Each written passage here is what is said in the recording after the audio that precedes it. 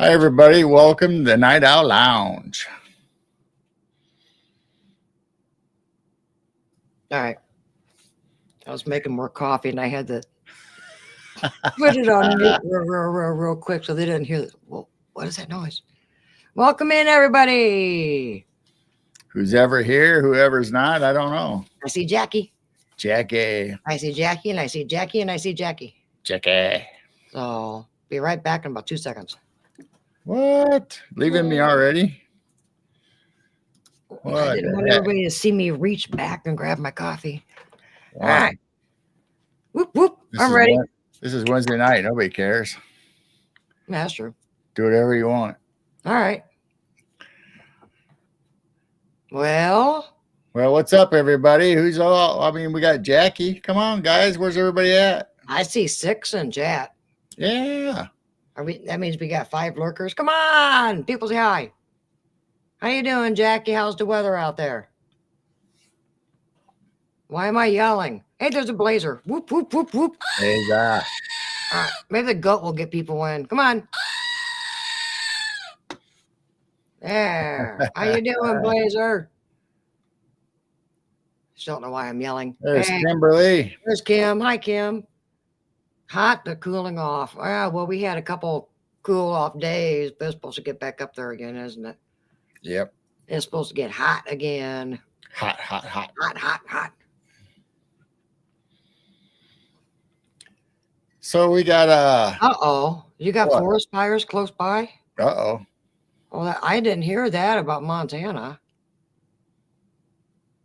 Oh, are they close to you, Blazer? My goodness, they're either flooding or fires, right? Why can't the rain put out the fires? Because that area isn't getting rain. I know. They should fix that. Wow. About 100 miles away. Wow. That's close enough for the smoke and everything to get to you. Mm-hmm. Well, if we can get Canada smoke, yeah. But isn't smoke from California, Canada?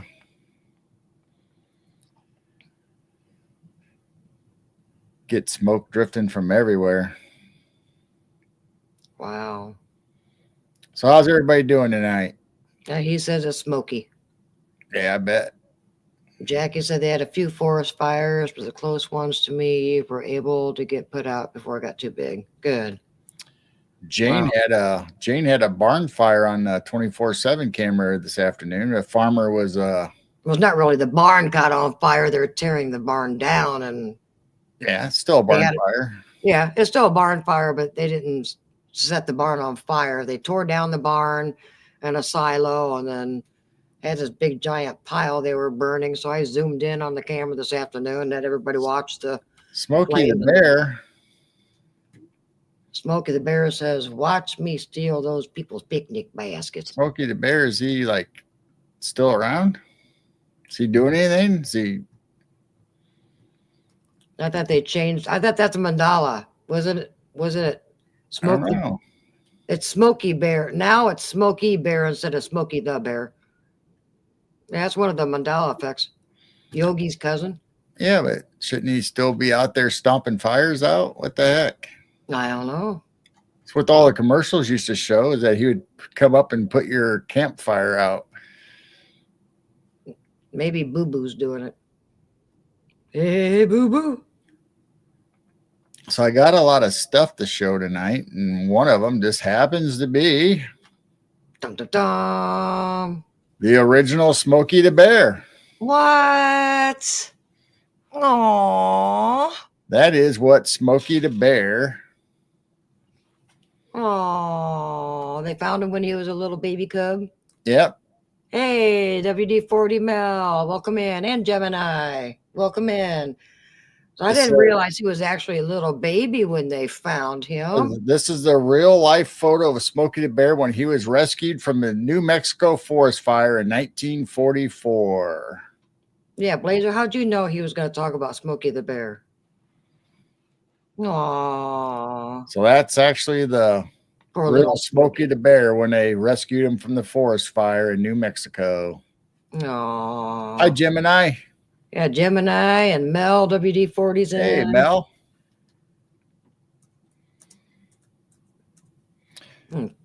Poor little So thing. you guys led me right into my topic, or one of them. One of my pictures, anyway. That's cool. All right. I really didn't. I just found it, and I didn't really know how I was going to bring it up, but you guys brought it up for me. That just worked out perfect. Yeah, right there in New Mexico. New Mexico. Yeah, somehow Blazer knew. Firewater. Hey, 62 sister. Hey, Firewater. Good to see you. So hope everyone's doing good. I can't believe it's Wednesday already. We were just on, I swear. Actually, it just seems like we did our Wednesday night. I don't know what happened this week. And I I say don't this know. every week. Time flies when you're having fun, I guess. Oh, it's flying too fast. It's that time of the year in Oregon. Oregon. Yeah, I know Origami. California's having a few.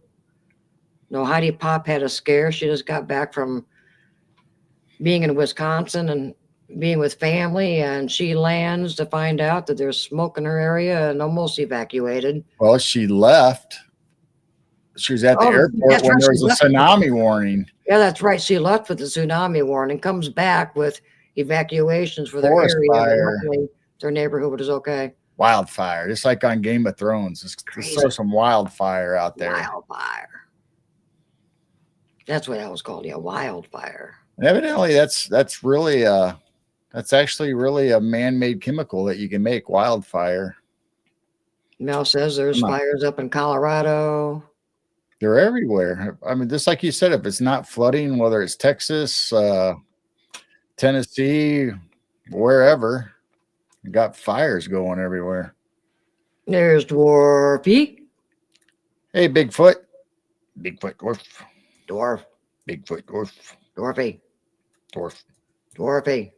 Dwarf, dwarf. It's about time you finally got on live. Man, I saw that notification today and went, whoa, really? Brown Dwarf's live. I went to his video and it said it was removed. So that was the earlier one, yeah. But, yeah, I couldn't find him. There's a lot of fires in New Mexico also. Wow.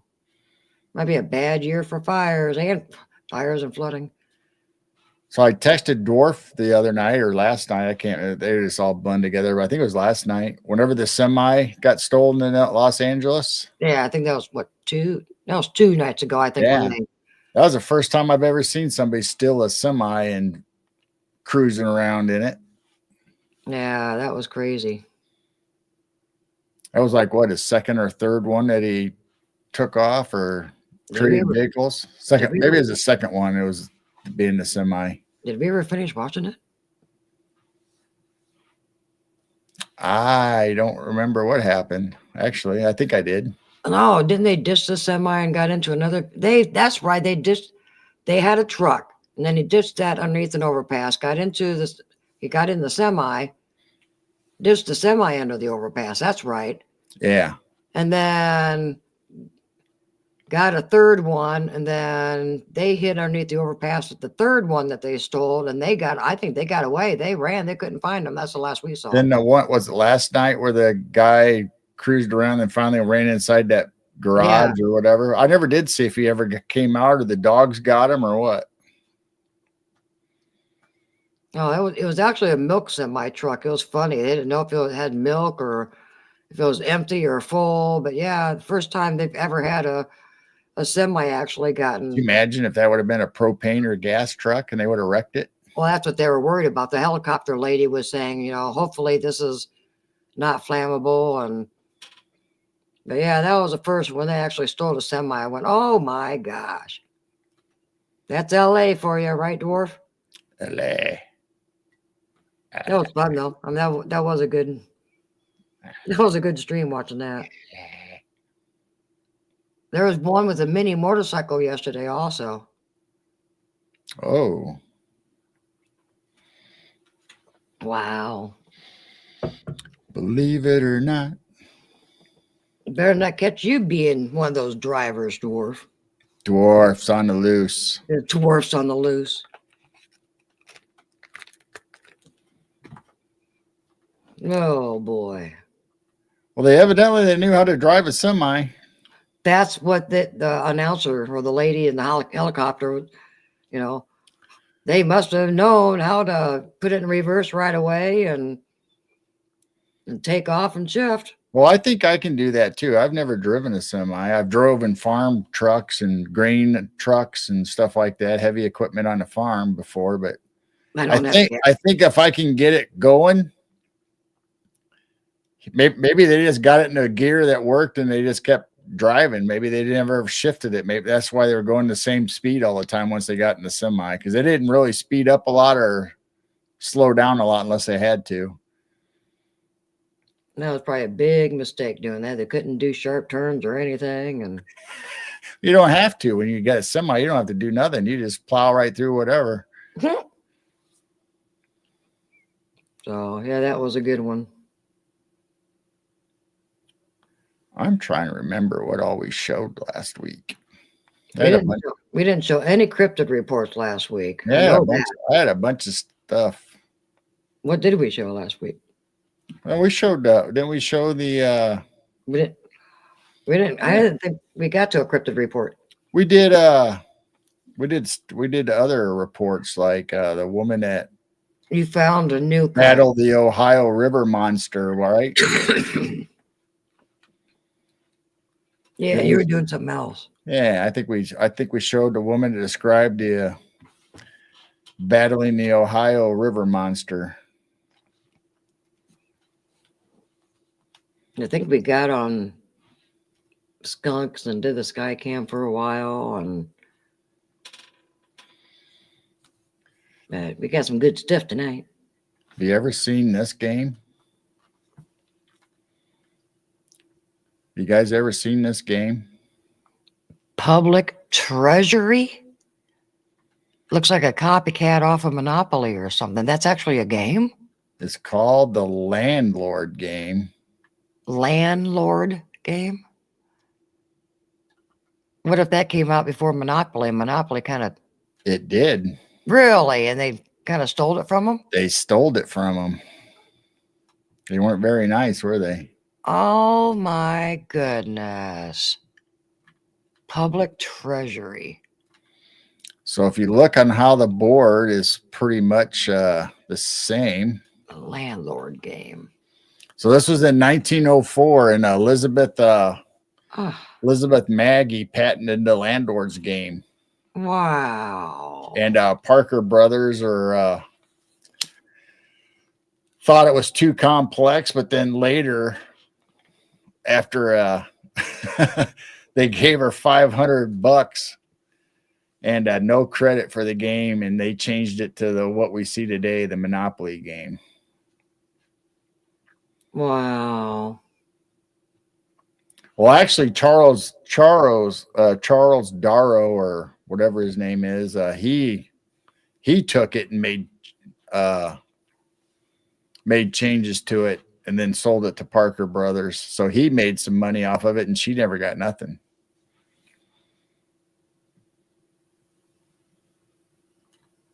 So that's horrible, I think. So Welcome in, Riley. So if you look at it, it's got Broadway, Madison, Fifth Avenue. Oh, yeah. Ants. Wall Street. Way back. Lonely Lane. That's kind of Lonely Lane. That's a new one. The Farm. There's Goat Alley. It's upside down though. There's Goat Alley. Goat Alley. Yeah, let me turn it around. Be over here now. Somewhere. There it is. I went too far.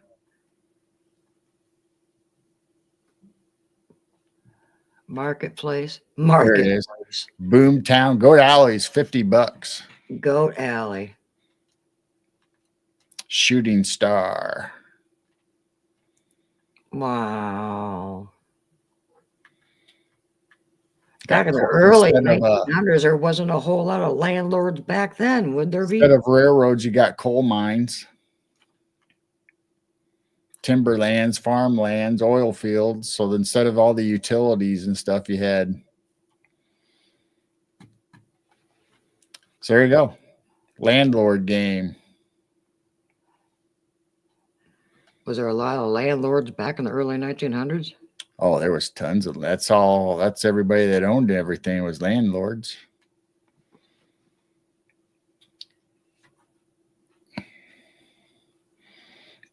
No problem, Mel.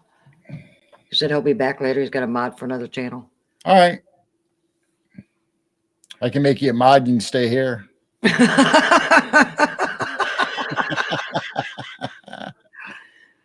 No, when that happens, and we got both tablets going and modding 2 channels. No, it's right here.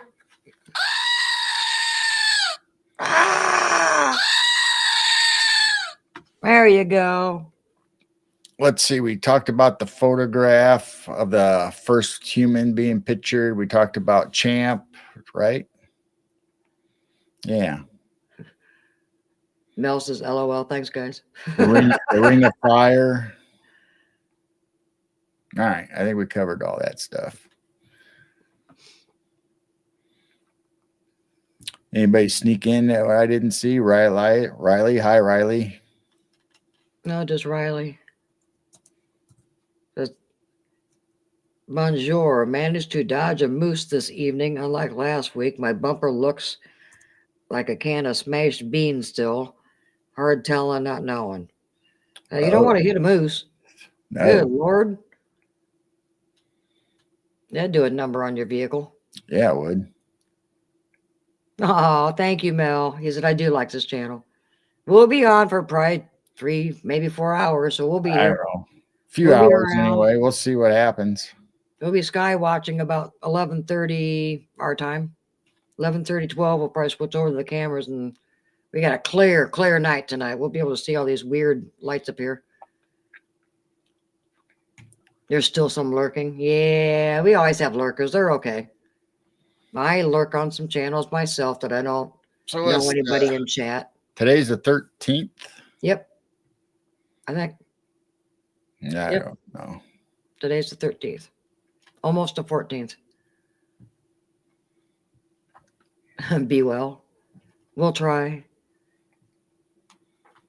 Oh, yeah. Hitting a moose would do a number on your body, too. Hi, Tracy. She just said just me. Just me? That's all right. People can lurk. That's no problem. Yeah, we don't care. You can hide in the bushes or you can come in and give yourself up. We don't care. Come in and say hi. Just say hi and pop in and pop back out. Just say, hi, I'm here. Bye. You can be like us and have 3 or 4 tablets going with different things on all at the same time. Yeah. So did we do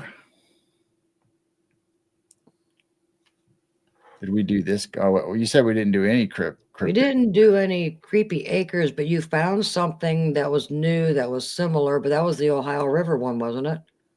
Yeah. Ooh, that one's creepy. I believe this is Shuck. So this is August 4th, 1577. 1577. Somebody actually had something from that far back in record. Wow. There's ones that are earlier than that, I believe. Wow. Well, they probably did have newspapers back then. Wow. So this is August 4th, 1577. Suffolk, England. Despite the raging thunderstorm, the citizens of Bungay, Suffolk, England gathered at St. Mary's Church for Sunday services. Just as the minister reaches his sermon's second lesson. Can you imagine that, going to church and having a second lesson? You have your first one, then you have a second one. What if you had a third one? Reaches his sermon's second lesson, there is a huge cloud of thunder clap of thunder, and church's doors exploded open. The storm rushes in an occupant by a massive, fiery-eyed, shaggy black dog. It terrorizes the congregation before it kills a man 40 and a boy 15 and as they're kneeling in prayer. It then mauls another man before charging back into the storm. Lightning strikes the church steeple, causing it, some say, just the spire to collapse and crash through the church's roof.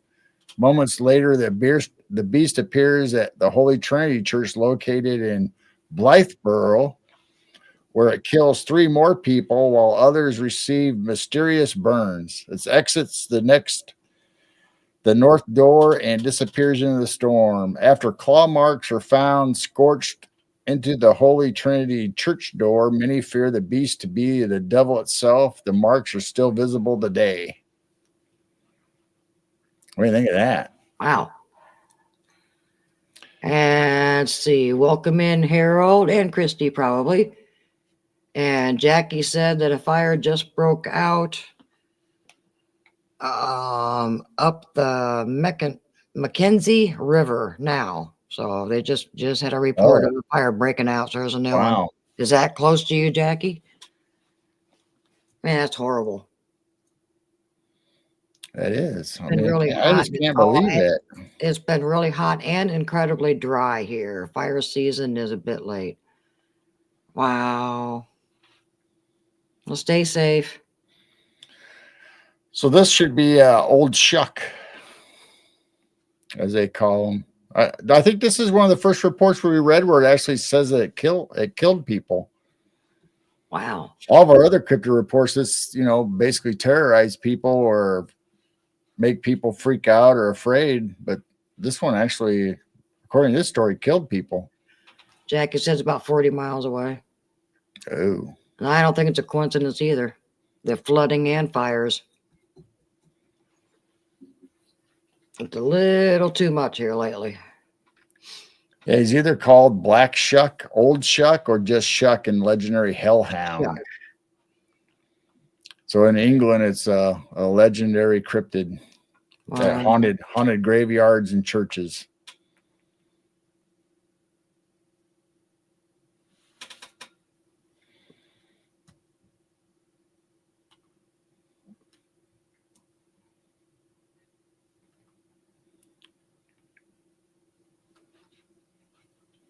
Wow.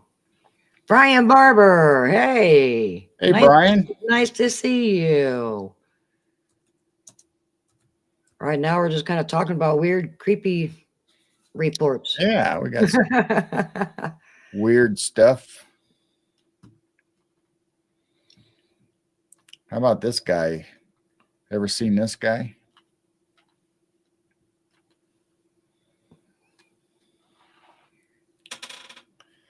Oh. He's got big toes. He does have big toes. Look at him. He needs to go get them done. Don't worry about it, Tracy. Our kids think that we're conspiracy theorists too. You don't see our kids in chat hanging out and supporting their parents. So they never said it. Weirdos. They never said it, but I believe that's what they think. Probably. I don't know. Maybe they do listen. Maybe they're one of the ones that are lurking, but never say nothing to us. Well, I know one's not. She's on her way to third shift.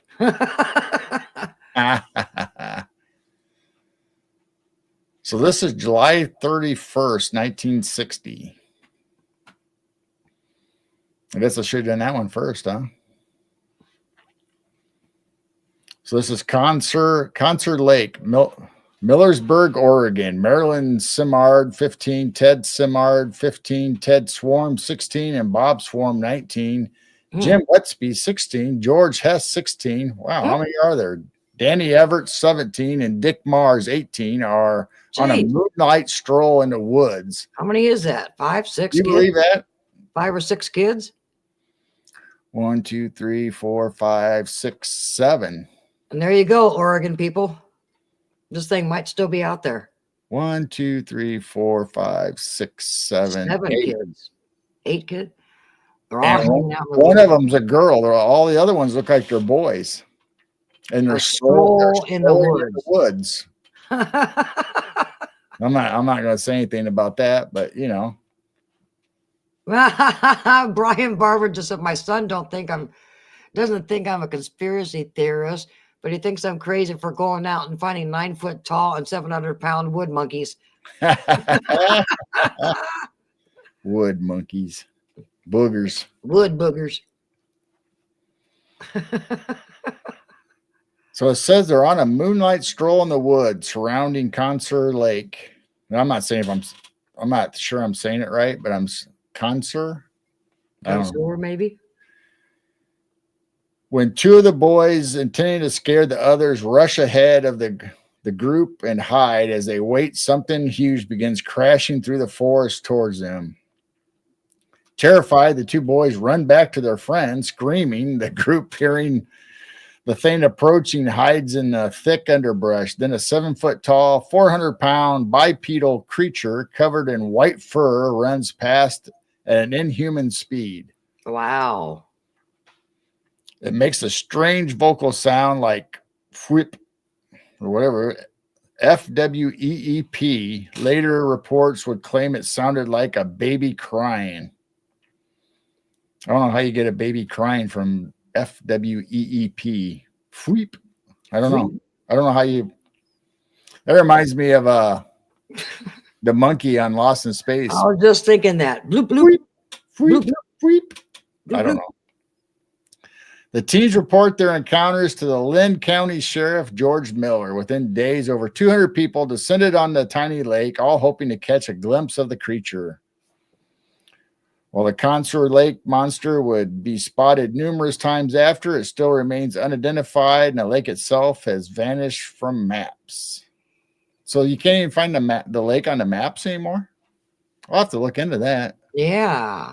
Now, did it say it had pointy ears? Because if it did not say it in the report, that was probably a white Sasquatch.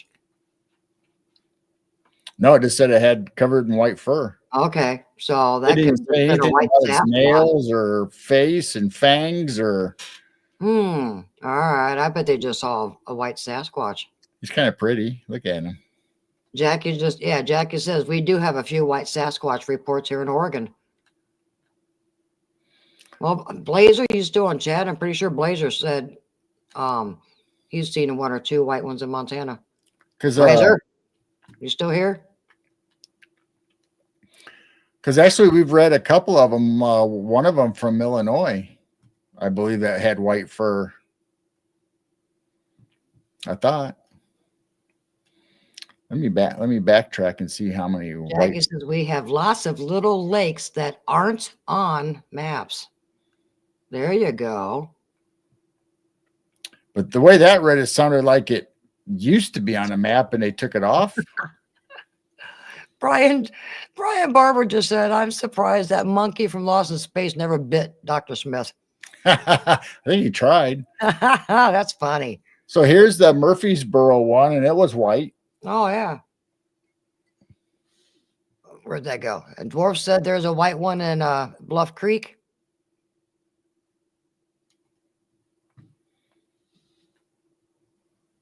Yeah. So, I mean, I think there's been reports of several white ones. Jackie's in the Eugene, Springfield area.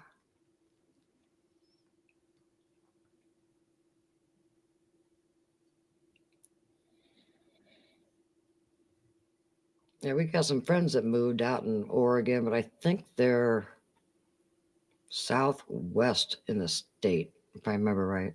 The Hallmarks. Oh, yeah.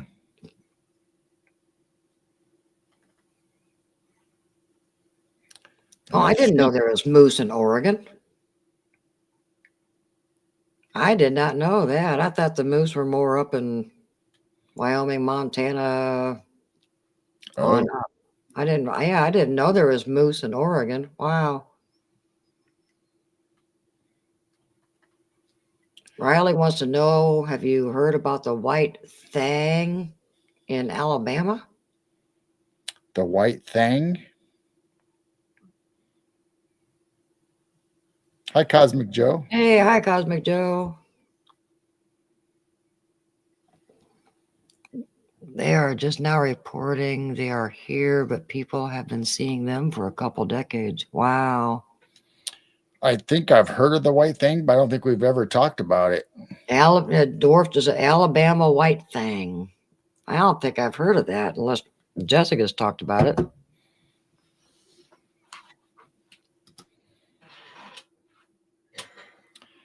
Well, we got one more at least for close to tonight's date.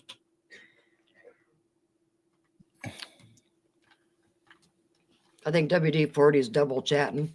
All right. We do it all the time. 2 tablets going. The only hard part about that is when you start saying hi to people that are in the other chat. And it's like, oh, dang, I wrote that in the wrong one. Or you're lurking. I'm listening to one show and lurking, but I normally don't type in chat, and you almost feel like you need to type in and say hi to somebody. Oops, yeah, wrong chat. Cosmic Joe's last name is White. He's a white thing. Really? He's a white thing. You're the Alabama white thing. The white thing. No, I don't think I've ever heard of. It must be a white Sasquatch. So look at this. What in the world is that thing? Look at that lovely guy, huh? Oh. He's got some 80s hairdo going on there. That'd be a bad first date. A bad blind date. Pretty sure that's what I looked like when you met me.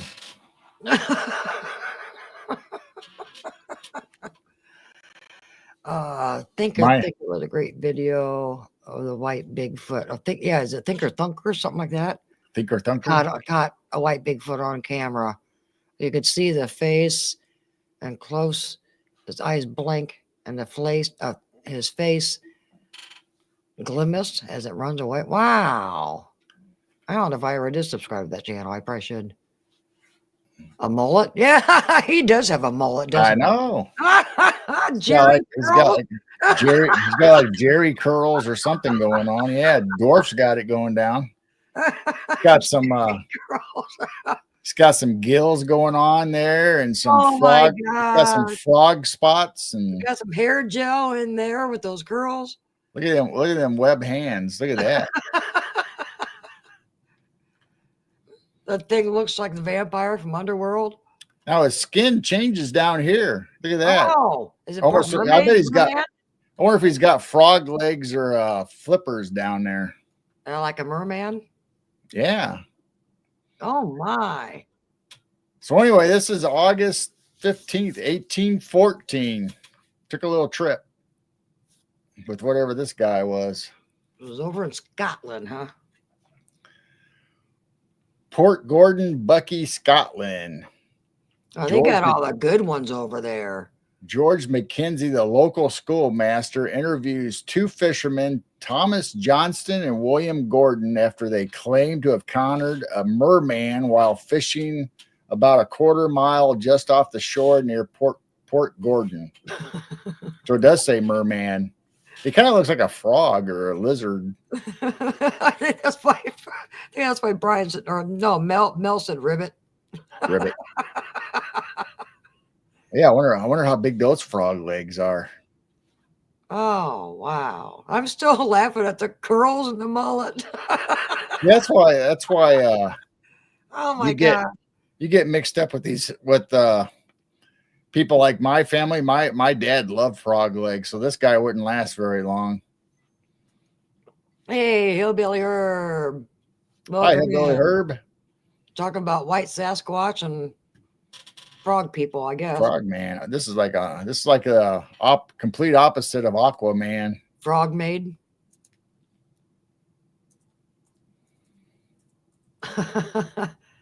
Oh my gosh, Joe. It looks like Stephen Greer. It does. It does, kind of. It actually kind of does. How do we know? That could be Stephen Greer. How do we know? Oh my gosh, that's a good one. Maybe I don't think Stephen Greer looks human either. When he takes off his human suit, he probably looks like this. Oh wow. He could be a lot of Oh. people. He's got some really sunken in eyes there. Look at that. Wow. It's got a nice 10-pack though. Or is it 1, 2, 3, 4? Oh, he's got an upper It's an rib. 8-pack. He's got He's an got 8-pack he's going. got the stomach muscles and the rib cage showing right there too. Even through his chest muscle, it looks like he's got a heck of a cardio routine going on for exercise, I guess, because they made him really muscular. Greer is definitely a Draco. Billy Ray Cyrus's cousin. Oh, I love you, chat. So, Oh, that's a so good it one. says this guy interviewed their encounter with a merman while fishing about a quarter mile just off the shore near Port Gordon. The very next day, Mackenzie sends his account to the Caledonia Mercury, a newspaper published out of Edinburgh, Scotland, that ran from 1720 to 1867. In their story, the fishermen describe a swarthy entity with small eyes, flat nose, a large wide mouth, long arms, then spotted the creature in the water near the boat. After 15 seconds, the merman dove under the water, only to resurface further away. It was now joined by a second smaller merbeing, which the two men assumed to be a female. Its skin was fairer than the first and appeared to have breasts. Oh my. Terrified, the fishermen raced to the shore while two mere people simply watched. This should be only one of several merbeing sightings to take place off Scotland's west coast that summer. So they had more than just this report, I guess. Wow. So there you go, 1814. Yeah, Brian said that's a face only a mother can ... abandon on the steps of a church and pray they don't find her. That's probably why old Shuck was all mad about everything. Tearing up churches. Mom abandoned them. Oh goodness. That was a good one.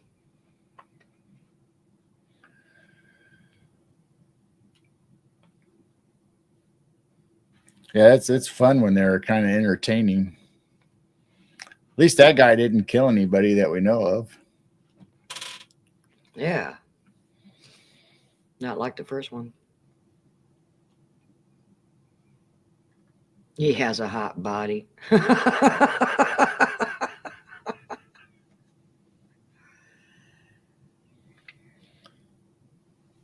So I found this picture since we talk about pyramids in North America, Egyptian cultures, mound builders, all that good stuff. Oh. Let me see if I can make it a little bigger first.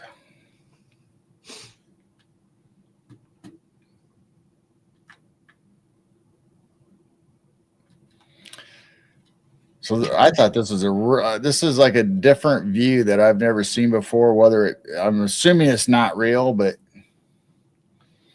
usually you just see the mound. But this says the mounds of Cahokia, North America, which we all talk about all the time because it's Southern Illinois. Yeah. But that doesn't look like Cahokia to me. But at the same time, I don't know, maybe there was a bunch of mounds together like that. Maybe they started destroying some. Could have been. It says before Columbus, the vast Native American city stood near modern St. Louis. I don't even like saying it's near St. Louis. It's close to St. Louis, but it's still in Southern Illinois, closer to Alton, Illinois. Missouri tries to claim Cahokia as theirs all the time. Hey, Robin, welcome in. Hi, Robin. You had visitors. Oh boy, we don't get visitors. Were they from this planet?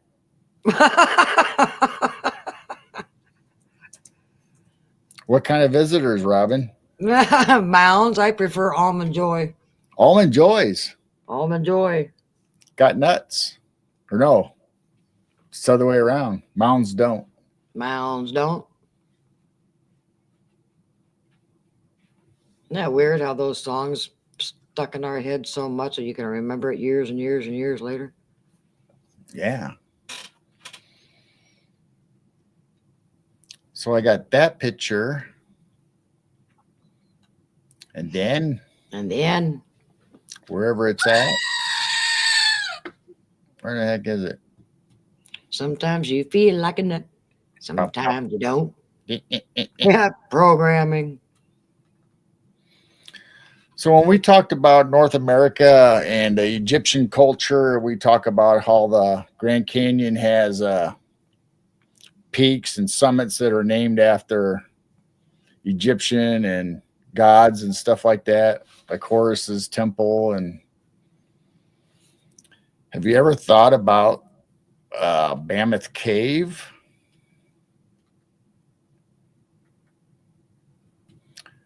Mammoth Cave is the same exact thing. If you look at all the stuff in Mammoth Caves, you have the giant's coffin. Oh. You have the Dead Sea. You have the River Styx. Oh, wow. My favorite band in high school. Styx, yeah. But there's all these caverns and stuff. Oh, wow. Other names Hi, Daryl. that you'll see. Hi, Daryl. You can go ahead and lurk and eat your popcorn. Yeah, I want popcorn. But there's a few caverns and stuff inside here, and wow, that seem to have some reference. Shakespeare. Yeah, Shakespeare's gallery. I don't know, first, second arch, Sahara Desert. Natural Bridge. I like this bottom one, Minnehaha Islands. Minnehaha.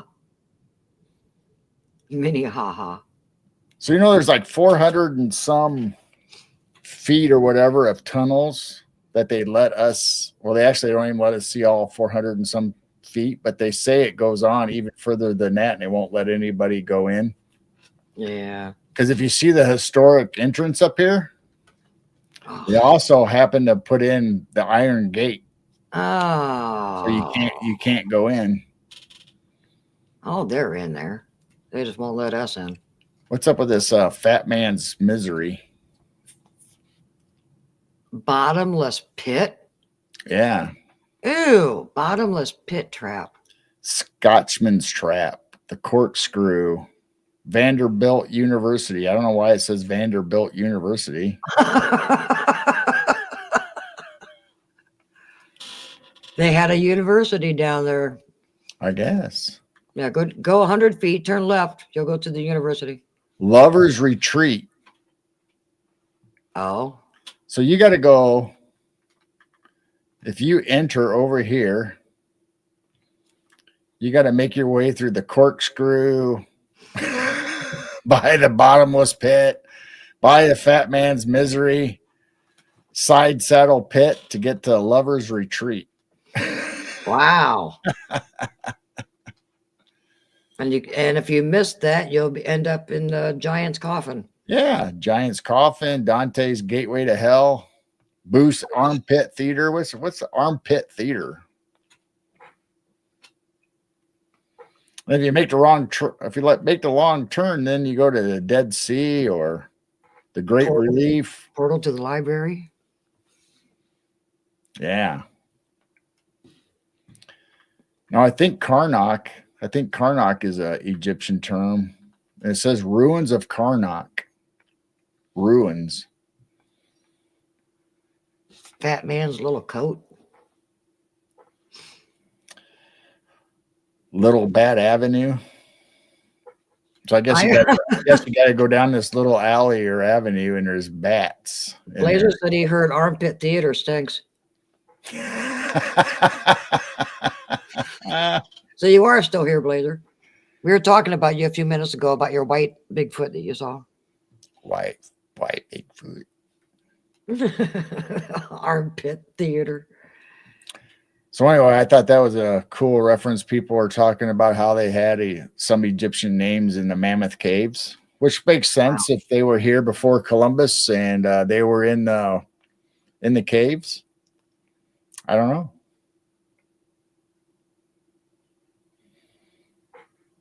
I was on a phone. I was on phone. Are you sitting on it? Dun, dun, dun.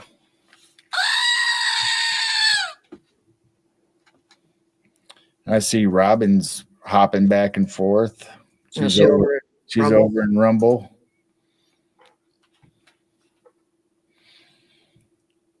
Why does your girlfriend always call when we're live? Does she know? That's all right. At least you're back in chat. We don't care. But we were talking about you. We were talking about you seeing a white Sasquatch. I'm pretty sure that's what you said.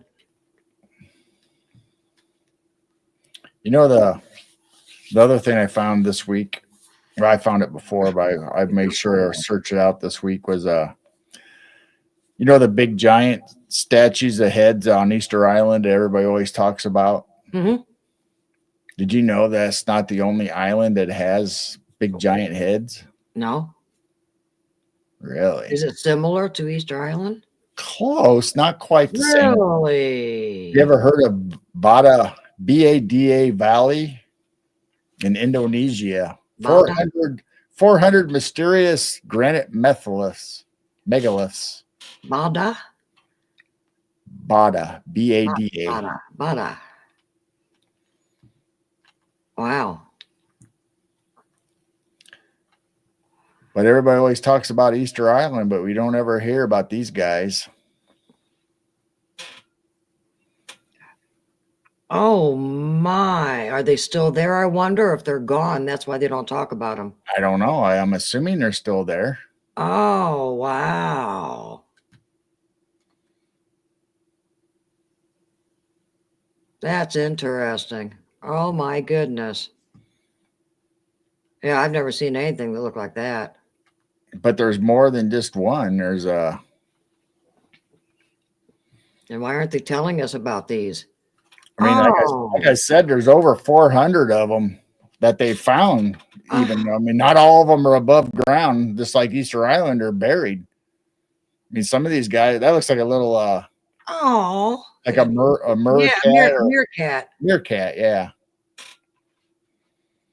Look at this big guy back here checking it out. Like, hey, what are you doing messing with my got some good horns on him. That does look like a little meerkat. Wow. See, some of them are buried, so they don't know exactly how large they are, but they are huge.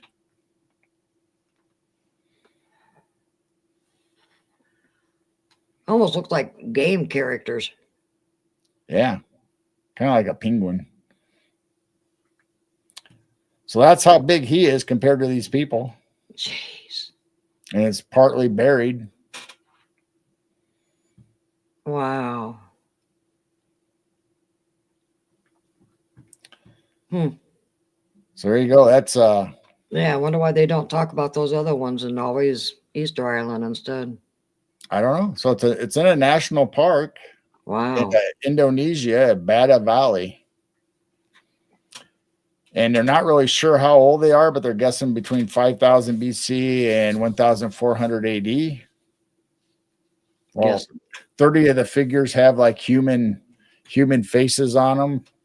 Other ones are animals and other stuff like that, are just unknown what they're really depicting. So there you go. Everybody talks about Easter Island, but they don't give these guys any credit. What's up with that? It's not very nice.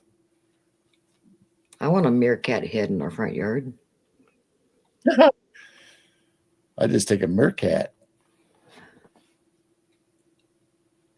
Chess pieces for giants. Oh, chess pieces for giants. That's a good one. Chess pieces. They do kind of look like little game characters. Yeah. Thanks for coming in, Arcane. I don't think I said hi to you when you came in. Thank you. Sometimes I get busy looking at pictures or trying to figure out what I'm going to talk about, and then I miss the chat. That's Jane's job. I'm trying. Sometimes chat flies.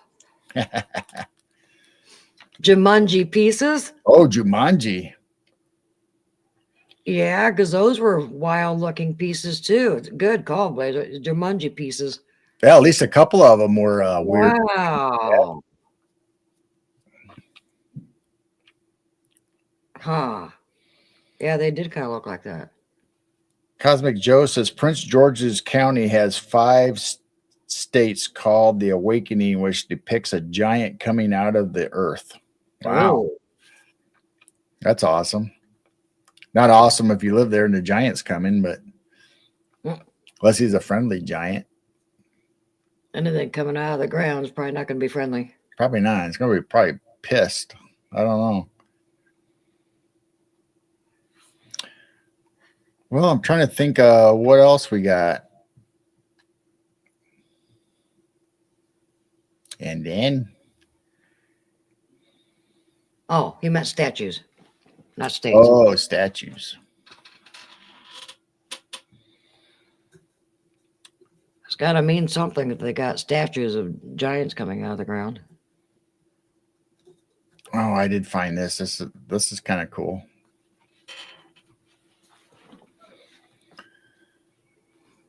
So, have you ever heard of? Let me see, let me make sure I say his name right. I believe it's Andrew Clemmings. Have you ever heard of that name before from the 1800s? Mm-mm. No. Do you want to guess what he's famous for? Horseshoeing. Horseshoeing. Wow. Actually, he is the most collected person. Somehow I lost it. Where'd it go? Most collected person for sand art. So he made the sand art? He made the sand art. He got really sick as a kid from one of the let's see, what was it? I'm trying to remember what it was. No problem, Firewater. That's pretty cool. Sand art. He got sick and was partially blind, and he was all the way deaf. He's a deaf mute, and he lived in Iowa. And I think it was from meningitis, or I can't remember. Whooping cough. I think it was from whooping cough. Mm. And so he would go, his parents or whatever would send him to these camps and stuff, kind of like what they do for leukemia, dry heat and all this stuff, So he started finding all these pretty sands and stuff, and they were all different colors. Oh, wow. And so he can't see very good. And he's deaf. And somehow he could place these granules of sand in different colors to create these, and even put the names on. So when he made these, he made them for people. Oh, wow. So their names are up there. You can see this one got jostled up a little bit, so it started getting mixed up. Yeah. I mean, look at that horse. Oh my gosh. Look at the flowers. How in the world did he do that? And this one, that's pretty that's one of his. He actually made this off of a photograph. So he took a photograph and placed those sands that looked like a photograph, the exact photograph. Hey, Latro. Yeah, welcome in, Latro. I mean, I'm just amazed that. Wow. Well, they say, that You're highly gifted, especially if you're half blind and deaf. And wow. So these are from the 1800s. Oh my God. Those are so pretty. I love the bottles. Yep.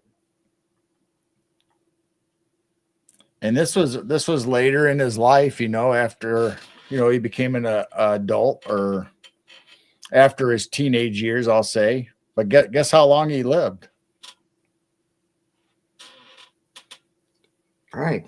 Quite a while. Only 37 years. Oh. So he made all this work. He's got, as far as they know, there's still 100 surviving bottles. Hmm. You want to take a guess what they'd be worth today? What people are buying them and selling them at auction for? Probably more than $1 million. The last one that was brought to auction was several years ago, and it was over $1.5 million. And I think it was the one with the little boy's face on it. Oh, wow. But obviously, after he passed away, then they became collectible, I guess, and they started showing up, and they were going, for tens of thousands, then hundreds of thousands. Now, like today, look at that ship, and these are even upside down. Oh, wow. So he had to do this ship and the design opposite of the way it was supposed to be when he was because this is how he was doing the bottles at one time, was upside down. You don't see anything like this today. I mean, I'm used to going when we went to the circus, or not the circus, but the carnivals and fairs and stuff. You'd see bottles of sand art, but it was just like pink, blue, purple, whatever, just all on top of each other. Nothing really.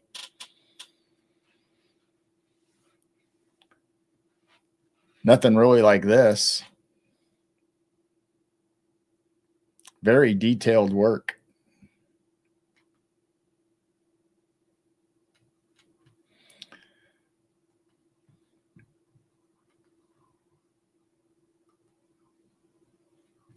So he was from Iowa. I think I said that already, but just amazing.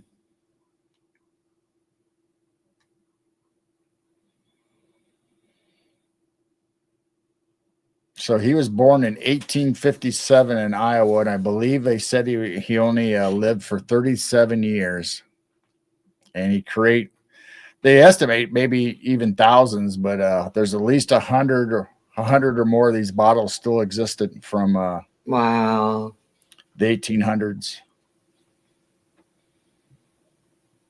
Can you imagine finding one of those in a Goodwill shop? People probably didn't even know what they were. They just probably bought them because they were.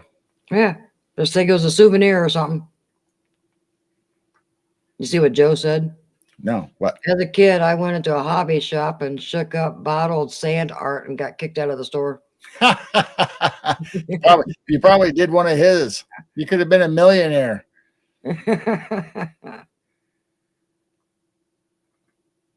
Oh boy.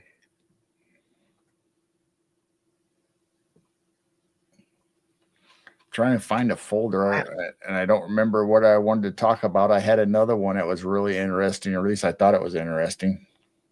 I hope it's going to be interesting if I can find it. Oh yeah. Yeah. And then I don't know. Oh, this isn't really what I was going to bring up, but I did find this not very long ago because I thought maybe we'd do a show on it sometime. This is one of the original newspaper articles of lizard people catacombs under LA. oh, there you go, dwarf. So this is from 1934 Los Angeles Times. Oh, 1934. But it says historical news. I don't know if it's talking about how old the Times is, but it says Los Angeles Times 1881 to 1990. So I think that's how long the LA Times was in existence. But this is supposedly a print. What? Dwarf space. Oh, You're with like, the ah! fingernails, biting his Yeah. nails. Well, you live there, Dwarfy. That's what's underneath you. Lizard people, catacomb city, hunted. Yeah, it says under Fort Moore Hill. Fort Moore Hill. Do you know where that is, Dwarf? Fort Moore Hill. Robin? Anybody? Anybody? Bueller? Bueller? Finds maze of tunnels and priceless treasures of Oh, legendary inhabitants. So where's the treasures at now? I want to see some lizard art or something. Smithsonian took it. Oh, One of the coolest USA legends. Where every actor goes if their career flops. you can't be a good actor in Hollywood unless you go to lizard actor school first. It's like going to Second City in Chicago or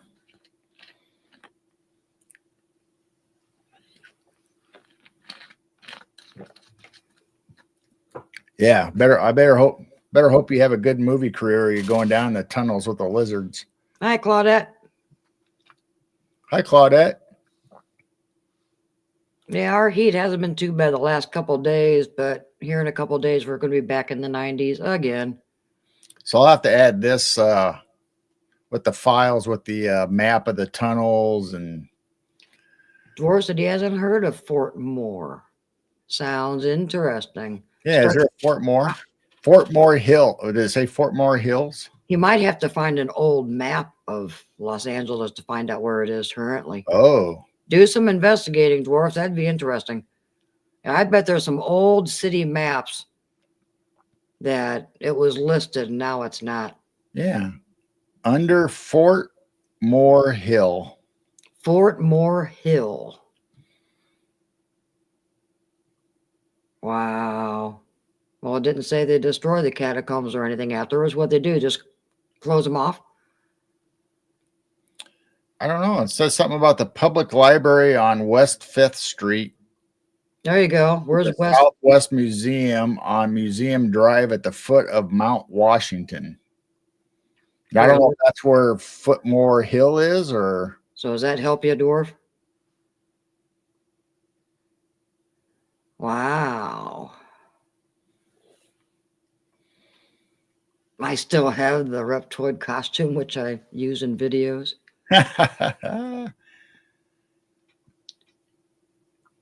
Dangerous wearing something like that these days.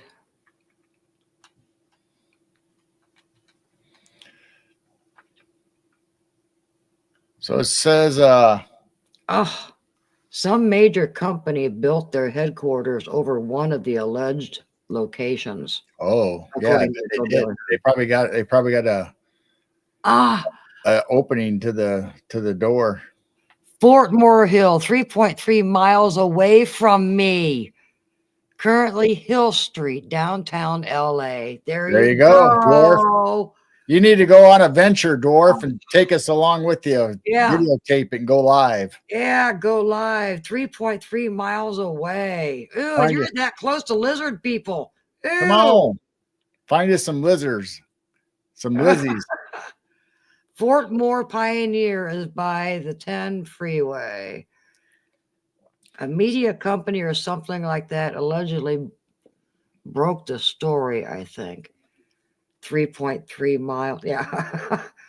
Wow. So they said there's a 250 feet shaft that goes into the ground, and they found gold tablets down there. So I want to see the gold tablets. What do gold tablets have on it? I'm really curious on what they have covering that area up with. Here, lizard, lizard, lizard. Lizzie. Just go to the pet store and buy a pack of lizard snacks. Crickets, where I don't know what do lizards eat? Crickets, flies. I don't know. Lizard snacks and go out there and see if you can lure them out. That's right. That's what they do on Scooby Doo. They give them Scooby has the Scooby snacks, and they always feed the monster. They always throw the Scooby snacks or whatever at the monster, and they sit there. They're busy eating instead of killing them. Isn't that crazy? That was a newspaper article too. Yeah. You wouldn't see anything now in newspapers about current reptilians underneath LA. I mean, you Now, got the La Brea dinosaur or tar pits where the dinosaurs got sucked in, and there's supposedly lizards underneath that too. they're all covered by Geico. Covered by Geico. Go down there in the tunnels, talk to the Lizzies, say, I'm here to talk to you about your car insurance, your warranty. I'd like to have an interview with you, please.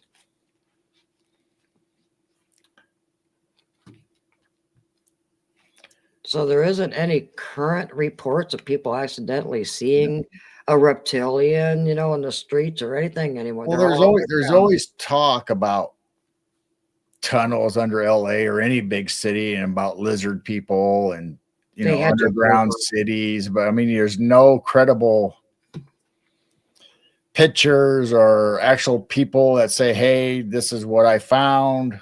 We always hear it secondhand, like these old newspaper articles or just people talking about it on shows about this incident. Or they're just shapeshifter Hollywood actors. Latro, LeBrier tar pits are a bad choice for Dino family reunion.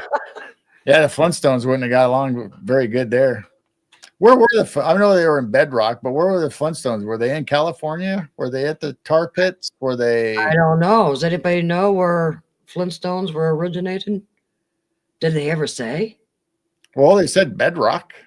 And I'm assuming Hollywood or LA because they always talked about the movie stars. They always had movie star names. Dash, Rip Rock, and all those Hollywood names. They changed the names a little bit to go along with the mine or the quarry. So I'm assuming it was based in LA. I don't know. All the lizards moved to Barstow.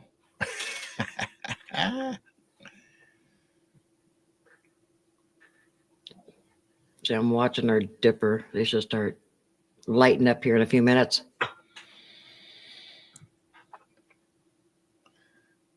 Oh, there is one. There is. It just seems like, like every night it's a little bit earlier and a little bit earlier. So like it started out like a quarter after 11 to like 12:30. Now it's like 10 after 11. Eventually it'll be like 10:30 to 11:30, when it's like 6 weeks. Rose joined us over there on Rumble. She snuck in while I was looking at pictures. Hi, Rose.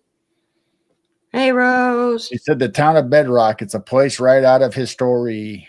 History. So do you know, anybody in chat, Jane, what the $6 million man and a real life mummy have in common? The $6 million man. The TV show, the $6 million man. And a mummy. And a real life mummy. I saw this years ago. And it recently reached my radar again. So I started gathering up stuff for it. Anyone want to guess? Come on. No Googling. Come on. No Googling. What does a $6 million man and a mummy have in common?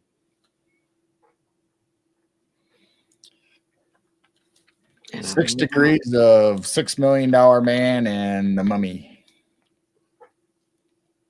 No one wants to guess. All right. Nobody knows. Let's see. Where do I start?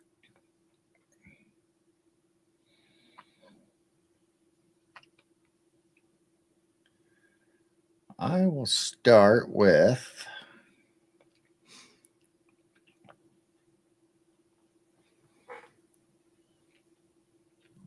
let's see.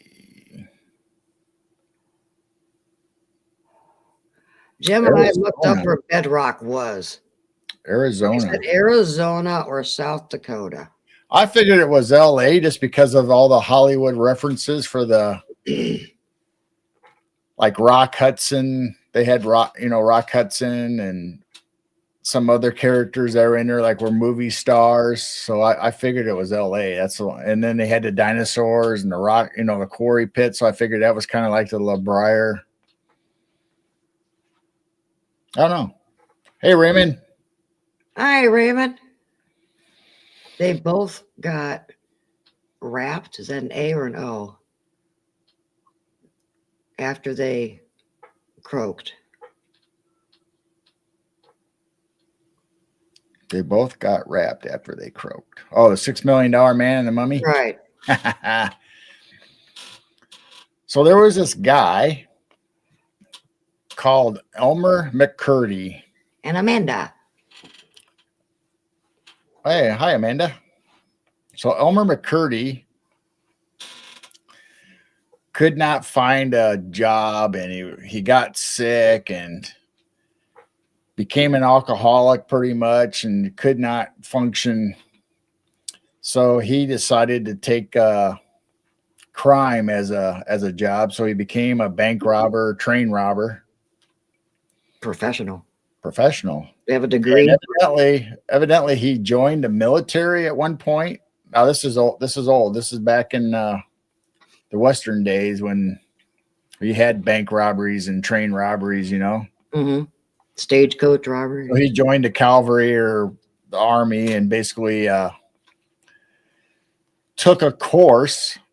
He probably wasn't a trained munitions expert. He was probably just familiar with it. So he would use TNT or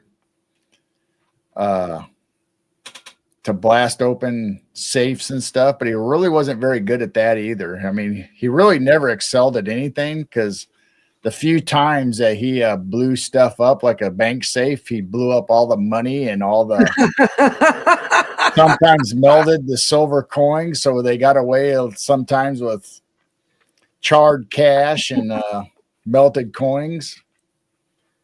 And it reminds me of the movie Butch Cassidy and the Sundance Kid, where you think you used enough dynamite, and all of a sudden the whole car, the railroad car, just blows up. Goes, yep, I think I did. That's kind of this guy. I go, oops. So anyway, he takes a life of crime and being a pursuer or a partaker of alcohol. He was in one of the towns and passed out in one of the livery stables, and somebody turned him in, and the posse and sheriff that was still looking for him on one of the jobs said they had a gun shootout with him or a battle with him, and he died. So Mr. McCurdy, Elmer McCurdy, is now passed away, but strangely enough, his body only had one bullet. I guess that's what killed him. So did he actually have a shootout, or did they just sneak up on him while he was passed out and killed him? Oh, That's still kind of a mystery. But anyway, so he's at the coroner's funeral parlor, and they embalm him, get him all ready, but nobody ever claims the body. So he's at the coroner's office at the funeral parlor, and nobody claims the body. So this is where the story really starts to get interesting. So this guy, Elmer, I guess we'll call him Elmer, is at the funeral parlor. This funeral director has him propped up in a corner in a chair. Over time, people start coming in and want to see the dead body. They want to see this guy.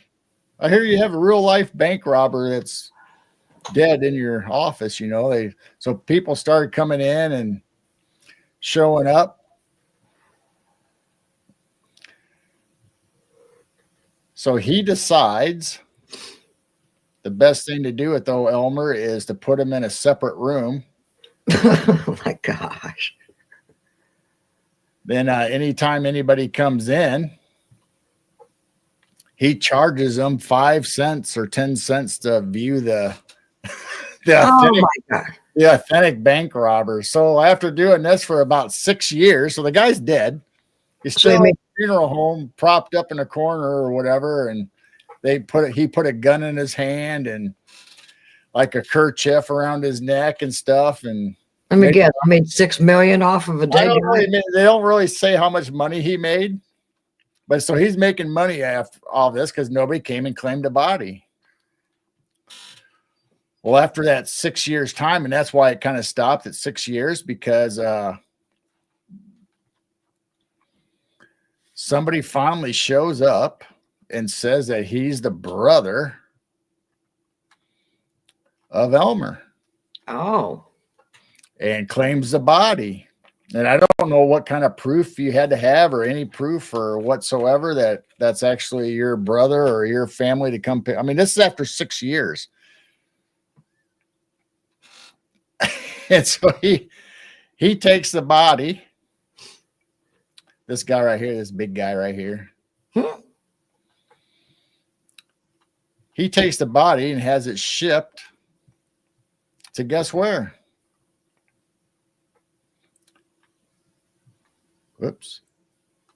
Did the wrong thing. Good thing I didn't end the show. okay, Nickel. He ships the body back to his home state, and his family is Patterson's traveling carnival show. So now Elmore went from being in a funeral home to a traveling circus. So you could see the real mummy, or the real dead train robber. Probably made more money than the $6 million man. He's traveling around all over the country, and they actually had I think they actually had a permanent building eventually, kind of like Ripley's Believe It or Not, or whatever you want to. So they traveled the circus route with him, Elmer, being in there as one of the side shows. Then yeah, here's a picture of the building after they. So they had a traveling show. Then they also had a building, I guess, where they kept their curiosities in, kind of like Ripley's. So here they got the elephants, the trained elephants, and they have taxidermy and all the. So it's home of the greatest Patterson shows. So nobody ever checked this Patterson guy or anything. So he ended up passing away. Probably wasn't even his brother. No, it wasn't. There's just this guy in this traveling circus that claimed to be his brother, so he could take that body and have it in his circus. He joined the lizard man and the bearded lady. Yeah, exactly. Wow. After Patterson, it went to another circus. Wow. And he traveled around on this guy's circus. I can't remember his name.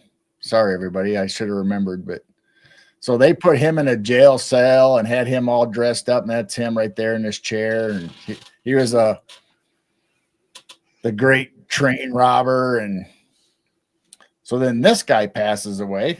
Whoever this guy here is, he passes away, and his son takes over. And everything's in the warehouse for, I think it's like 6 or 7 years. Everything, all of the exhibits and all of his oddities are in a warehouse. And the son thinks that Elmer is a wax dummy. So everybody before kind of knew that this was like a embalmed person, a real dead body. But supposedly the son of this last guy didn't know this. And so there was a couple inquiries of movie people, and he was an extra in a movie in the background, which was called Narcotic. So he was like he was billed as like the dead dead friend or some kind of where he passed away from drugs. So all you saw of him in the movie is just sitting over there dead, lifeless. So that was the first movie.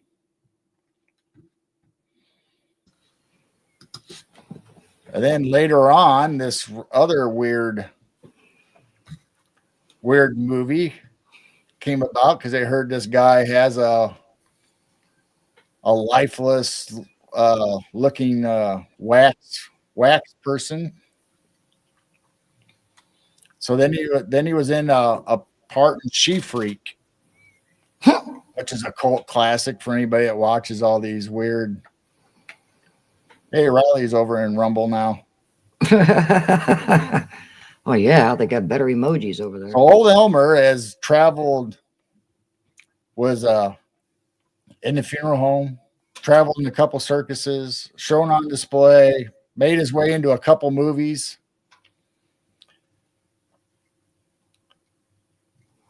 Then he went back to the guy that the son or whatever that owned him.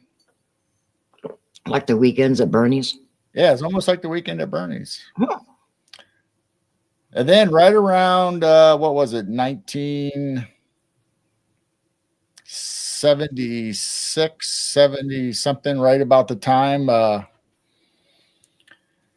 Mount Rushmore Museum was putting together a wax museum, and they actually had them send Elmer to them.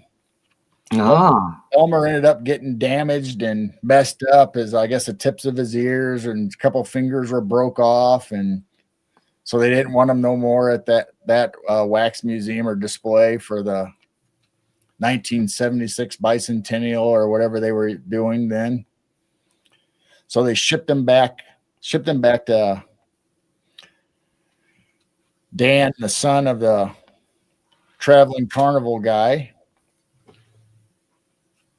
And then later on, all the wax figures and everything that Dan said he had, oddities, they got shipped. Guess where? Anybody? Bueller? Who knows? Got shipped out to Bigfoot Dwarf's place. Really? No, close. Out the amusement park, the Pike in Long Beach, California. So this is a big amusement park and got all kinds of rides and amusement, just like any other. Only this is all year round, stationary. So they have a place that's called, it's a haunted house here in the 70s at Pike Amusement, and it's called. Good night, Brian. Thank you for joining us. It's called the Laugh in the Dark. Laugh in the Dark? Yep. So they got old Elmer inside on display, but this time they got him hanging from a noose up in a corner, a dark corner or whatever, because everybody thought that at this point in time that it was just a wax figure. Oh, Dwarf said he saw it. Yeah, Blazer. I saw it in 1982. Yeah, Blazer did. Wow. Good night, Brian. Have sweet dreams. Old Elmer wasn't there in 82, though. So you missed out on Elmer. Aw. Hey, Joanne. Hi, Joanne. So old Elmer's hanging by a noose in the dead gallery or whatever they called it at the time. And then you guys probably can guess what happened after that. He got moved again. It's kind of like Annabelle. The $6 million man. They decided to do an episode in this park at the Laugh. What? The haunted house, the Laugh House or whatever it's called. Oh, that's funny. So one of the producers or the people on the scene during the movie, the filming of the episode, says, "Hey, can we move these things out of the way? They're kind of in the shot. They kind of don't go with what we're trying to do right here." So they moved them to another section. And when they were taking Elmer down, his arm broke off. His arm fell off. I was going to say his head fell off if it was in the news. No, his arm fell off. Oh. So people are, you know, moving this guy around, and they're looking at his arm and stuff really close, and they discover that they think, hey, this looks like a real bone and muscle and tissue and ligaments, and I think this is a real person. So they had to call in the police department and the coroner, and before you know it, this is $6 million Man episode is shut down until they take care of whatever's going on with this. Oh my God! This haunted house specimen, this wax figure, supposedly. I thought he was a wax figure, and he wasn't. So they shut him down, haul him out, and they finally figure out, after they did research on him, that it was old Elmer. So poor old Elmer. Is it Elmer Fudd? He died in 1911. Oh, wow.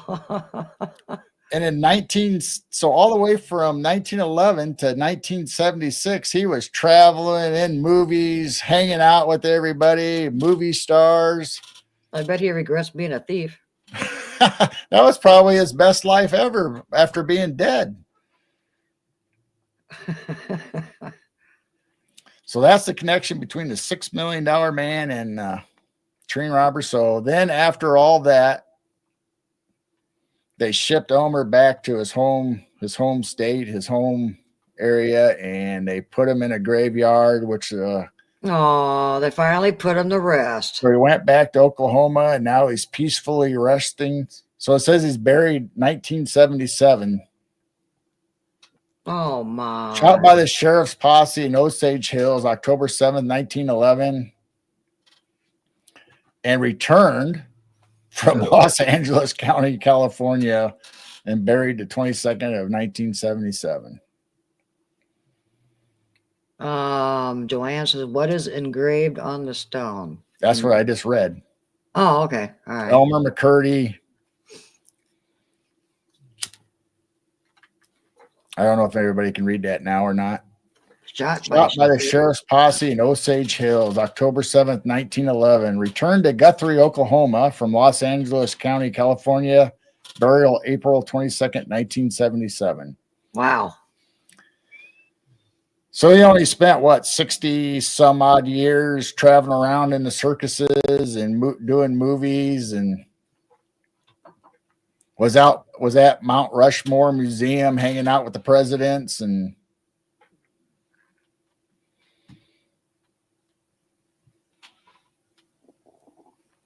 wow. So there you go. Here's a newspaper article about he was living the life. He was man, he was like a gangster, man. He was living it. So here's the one of the newspaper articles. I don't know if it was written at the time or talking about when his train robbery went bad and the detectives found him and shot him up. And so it's a fun little story. It takes a really wild ride. It's almost like Toad's Wild Ride, only for a mummy, and after he was embalmed. Wow. So there you go. Poor guy lost an arm, and yeah, he lost some ears, some fingers, and finally an arm. And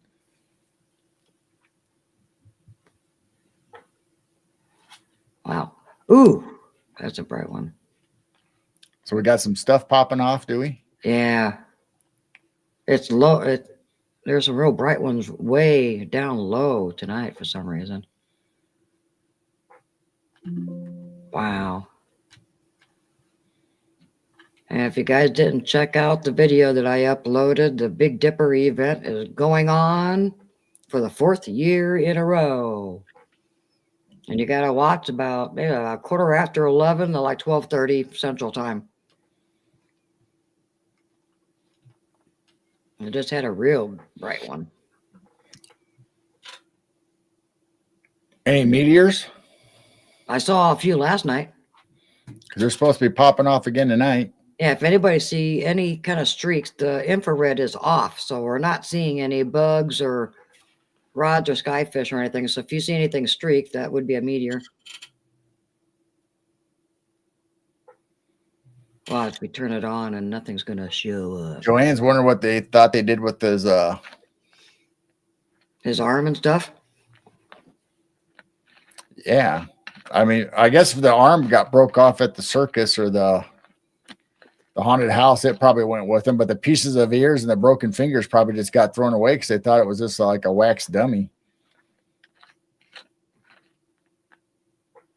That was a little faint one. Nobody's gonna see that one. Come on, power up, right? Come on, come on, come on, power up, power up.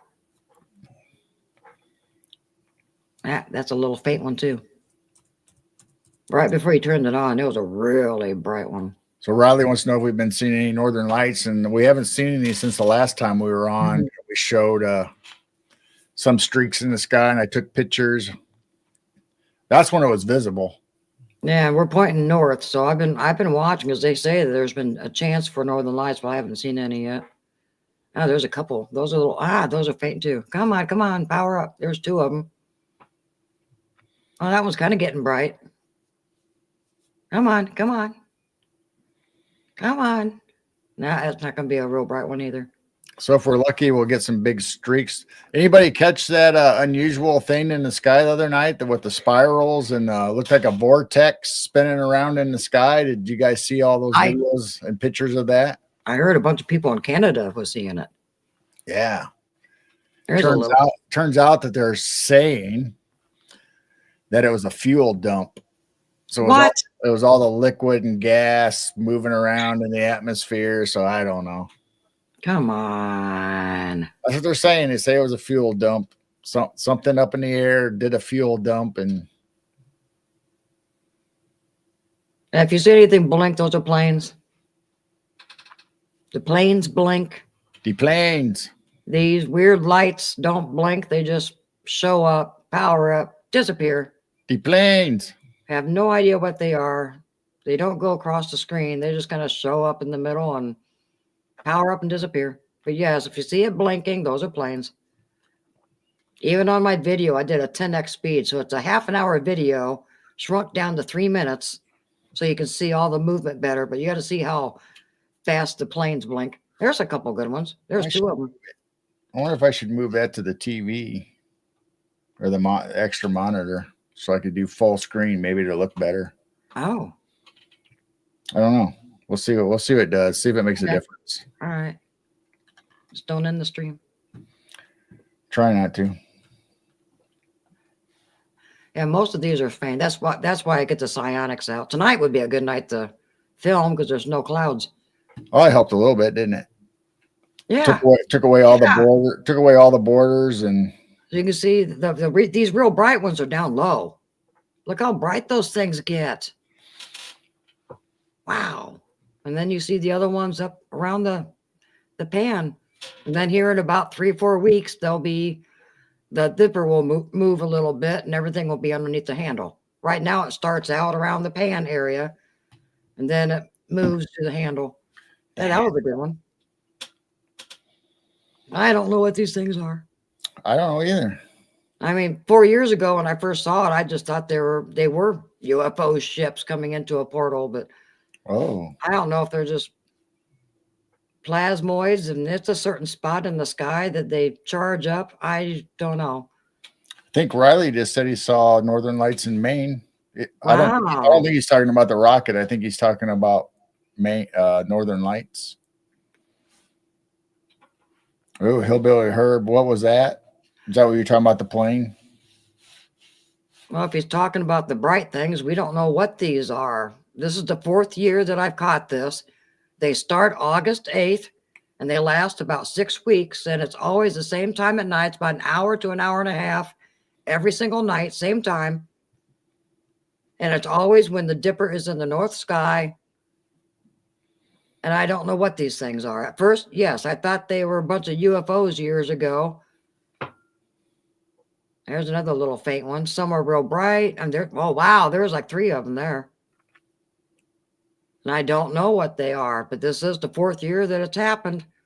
I actually saw it August 7th, which is right before midnight, and it turned into August 8th. So it did start. Is that out of focus a little bit? It doesn't look quite as clear. Kind of depends on what screen you use. The tablet looks different, and this monitor looks different. That looks different, and this looks different. All right. I mean, I can see the lights all right. I was just looking at the birdhouse or the Martin house. Oh, that's because I did that fine tuning, so the stars are more crisp. And okay. All right. So the night sky is in front looks kind of fuzzy. Yeah, I was making that area more crisp, and it did work. Yeah, there was 2 of them going right there. That's a plane, of course. But we don't know what these are. I don't know if it's plasmoid. Are they angels? Maybe they're angels flying around the North Pole. We don't know. Yeah, I have no clue. I just know I can't explain it. Well, we see them almost every night, but it's only 1 or so at a time. But this period around the Big Dipper, there's more than just 1 every few minutes. There's a bunch of them. Do you see what Hillbilly Herb said? I hear the Anunnaki come for the cookies. Oh. They can stay away. Yeah, we still have the space turret on its way. Firewater says, is anyone else having muscle spasms the past few days from this incoming energy? Muscle spasms? No. Well, that's a good bright one. I know a lot of people are talking about how they're not feeling the same, not necessarily sick, but like achy. Like Jane talks about her joints aching a lot lately, and usually they don't. My toes are hurting today. My knees are hurting. Yeah, it's not because we're out doing a bunch of yard work or anything. I don't know. It's weird. Dwarfs cookies. Yeah, dwarfs cookies. Yeah, dwarfs got special cookies. But I do hear people talking about how their body's acting up, and it's not always joint pain or anything, but they're just, like you said, firewater, muscle spasms. I mean, this stuff that's just coming out of from nowhere. So is it the higher dimension? Is it the frequencies? What is it? What's going on? That one's acting different. Or is that's a plane? Is that a plane?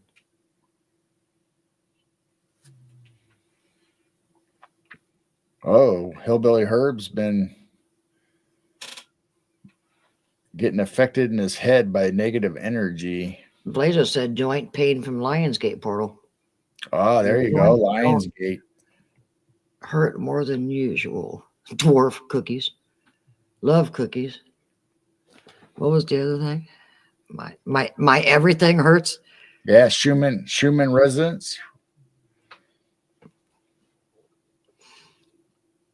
Like I said, this usually starts out with the Lionsgate, but the Lionsgate portal don't last 6 weeks. So whatever this is that's making these lights every single year for 4 years is longer than the Lionsgate. But why does it start on the Lionsgate? I swear, I watched that Big Dipper a few days before. There was nothing. Lionsgate starts August 8th. Boom. There's a bunch of them. Yeah, I don't know. I don't get it. I never find out. Oh, you might know someday. You might not be on this earth, but you'll know. See what Herb said? Speaking of joints. Firewater says, I keep feeling a floating sensation. Oh.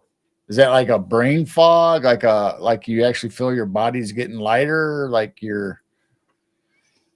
Joanne said hands started shaking yesterday, but attribute it to needing to eat. I don't know. It could be something else.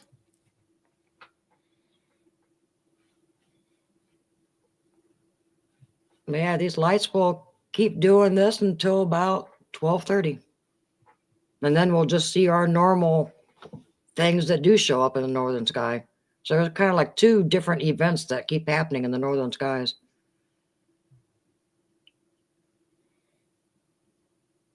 It's fun to watch.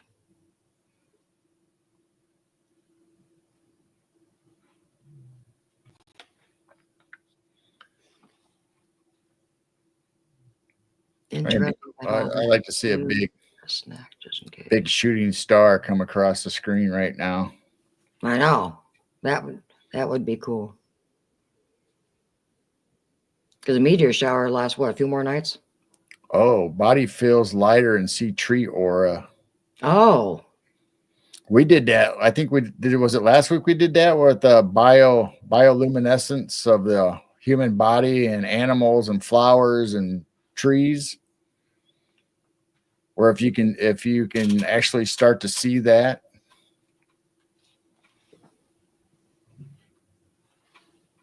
All right, there's a lower one. Is that going to be bright? Why are the lower ones really bright, I wonder? Come on, power up. Come on. Come on. Come on. Come on. He's saving a joint for when he sees his nephew Saturday.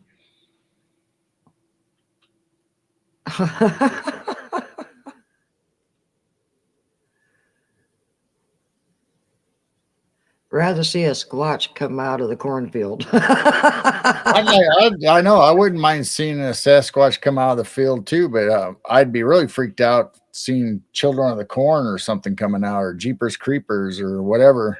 I swear I do see things kind of moving around in a distance in the field, but it's got to be the camera glitching, because it kind of glitches in certain spots.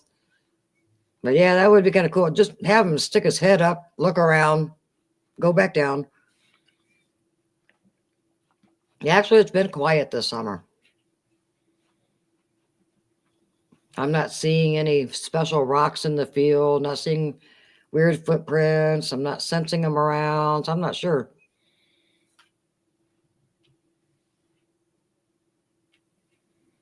If you warm them up, they are softer. I hope you're talking about cookies, not joints. Oh. You don't warm them up so they get softer. I think you're talking about ginger snaps. That's what they were talking about last, was ginger snaps. Flower power like Mario Brothers. Hillbilly Herb bioluminates when he has his flower power. You guys are making me want to munch on cookies, and I don't do that. I'll smoke on our night owl hours, but I'm not going to eat in front of everybody. Can't believe how many people eat while they're on a live stream. I know. I want something. Oh. Oh, Bigfoot army crawling in the corn. They ought to make a Midwest Bigfoot movie or scary movie out of a cornfield. Cryptids of the Corn. Cryptids of the Corn. And all it is a skunk. Skunk ape. Come on. Usually around midnight, the activity really gets busy for some reason. Come on. And then, where are you?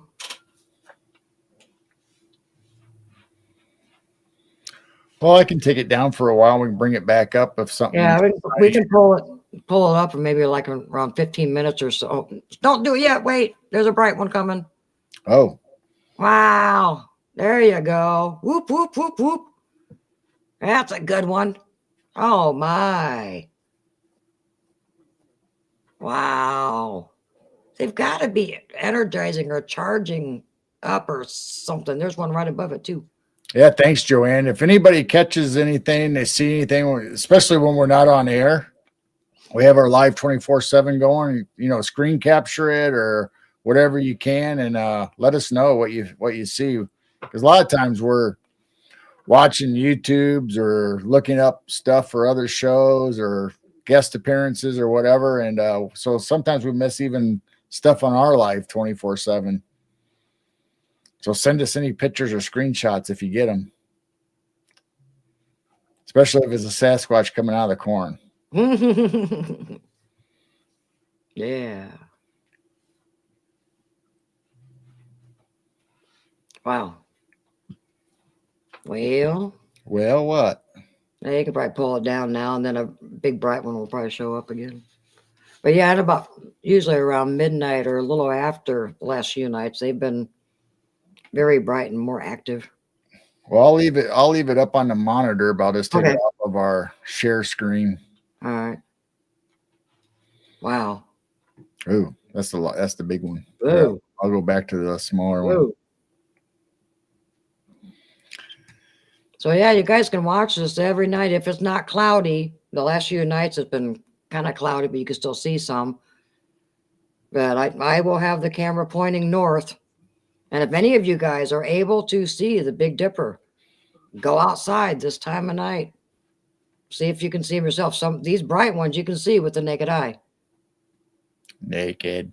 Now, if I get the psionics night vision out, we'll see more than what we're seeing now. Because there is more of them out there. But if you can see the Dipper, you should be able to see this yourself. Timestamp the timestamp. So there, I hope you guys enjoy that. Hope you didn't lose too many people. So I'll go ahead. I was just gonna say, I think it's just fascinating, just watching them every single night. Go ahead. So I found some old maps of our city. And so it started getting me looking around and finding stuff, and I found this, or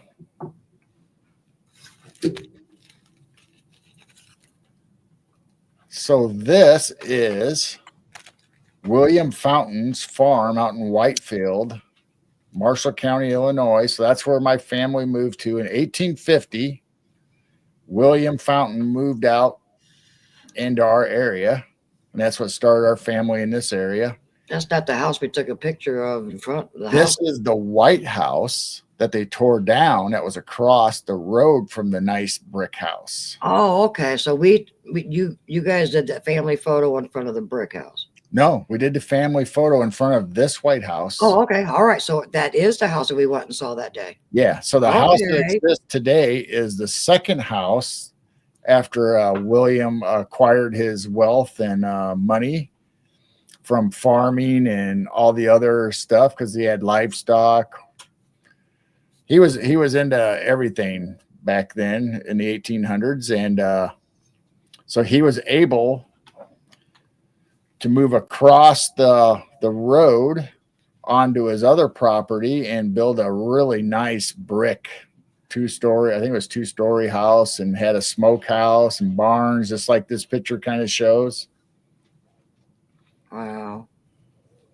So I thought that was cool that this we actually got a picture in front of that house of our family, and the other house is still there. It belongs in a trust that's no longer part of the Fountain family anymore. Our family, it's another family owns the trust. So that's kind of sad. I mean, it's good that it's being taken care of. It's in a trust that can never go away. But at the same time, I wish it was still in our family, because Right. William acquired almost up to 1,000 acres by the time of his death.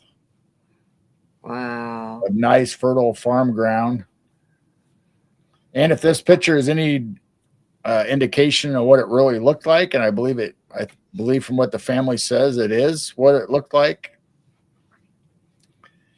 I mean, he had trees and fruit, and he had horses, livestock. Not only that, but he farmed all the rest of the acreage around. Wow. That's really neat. And then you need to print that out. I wanted to see if I can find a color picture of it somewhere. I don't know if it was only printed in black and white, or if it actually had like a colored. Yeah, I'd print it out and put it with your genealogy stuff. So then when I was looking up the maps, and we'll get to the maps here in a little bit, but I also found this, and I thought it was really interesting. Might not be interesting to anybody else, but it was interesting to me. This was an old document, and it says the Temperance Roll Call, Henry, Marshall County, Illinois. It says January 23rd, 1879. So if you know what the temperance movement was when the women got upset about the alcohol. And I'll just read it to you because I thought the way it was worded was kind of funny. And I looked on this list, and I went. There's 3 pages of names, and there wasn't a single fountain on those lists. So I don't know what that tells you.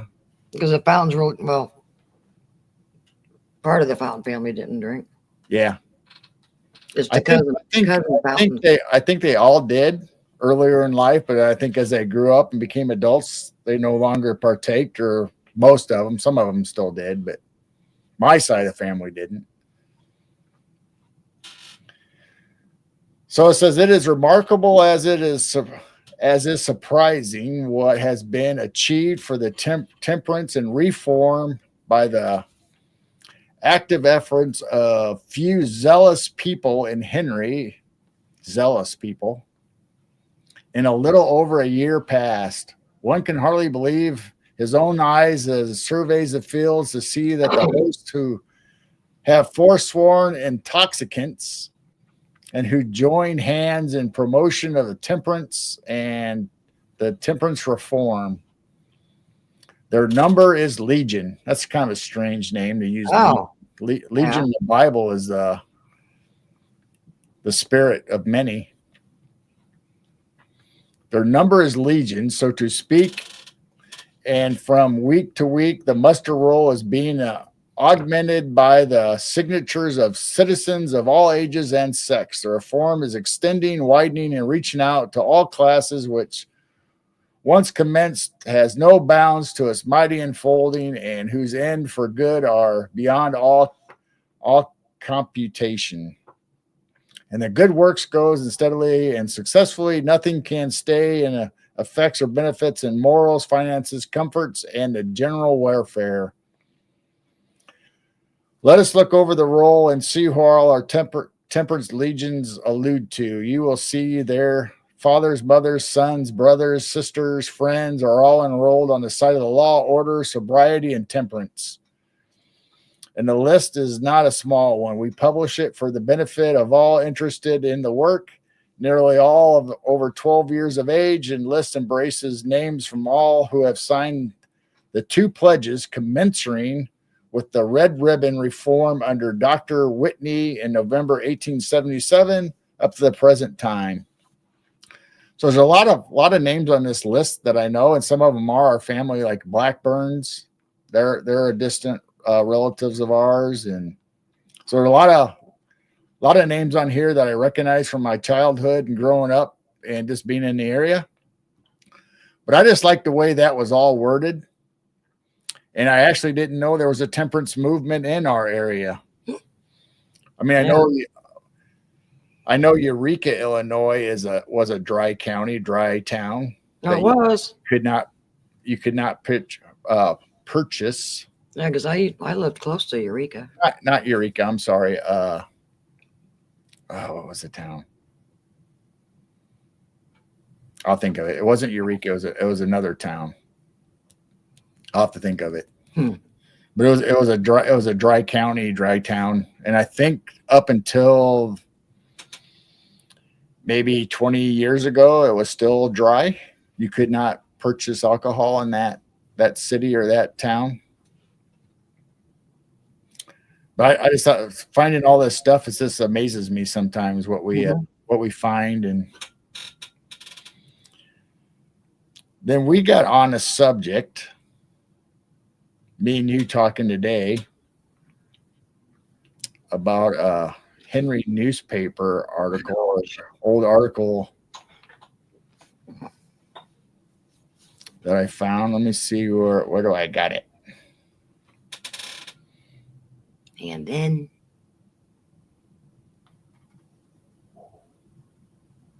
Yeah, here it is.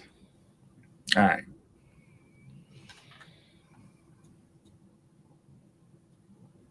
I will show the pictures first, I believe, if I can find them.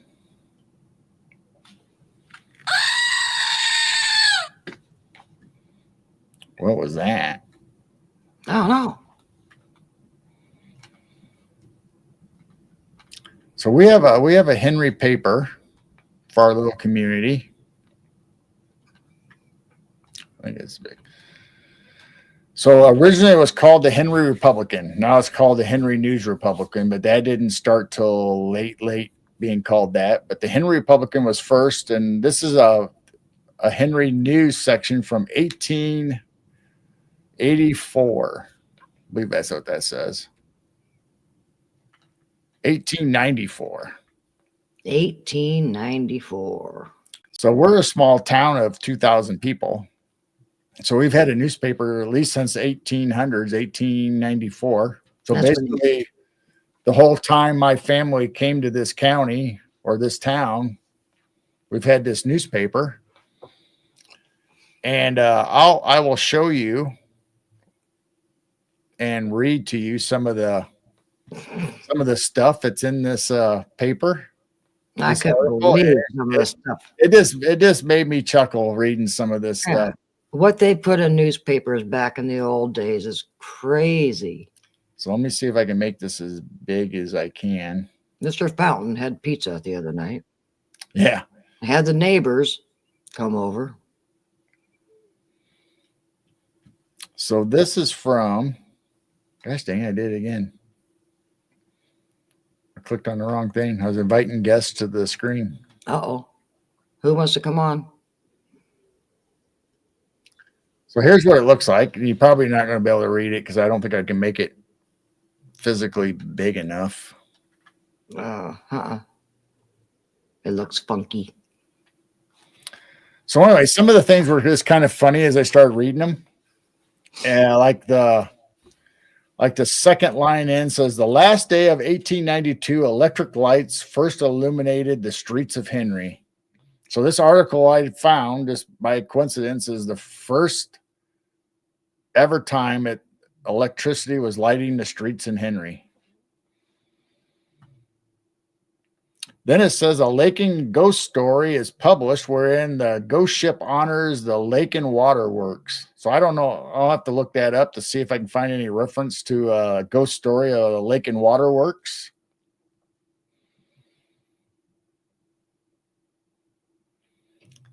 So as I was scanning through all this stuff, it talks about people's marriages, the deaths, normal stuff you'd find in the newspapers. Then all of a sudden it says the rickety old depot catches fire and burning a large hole in the floor.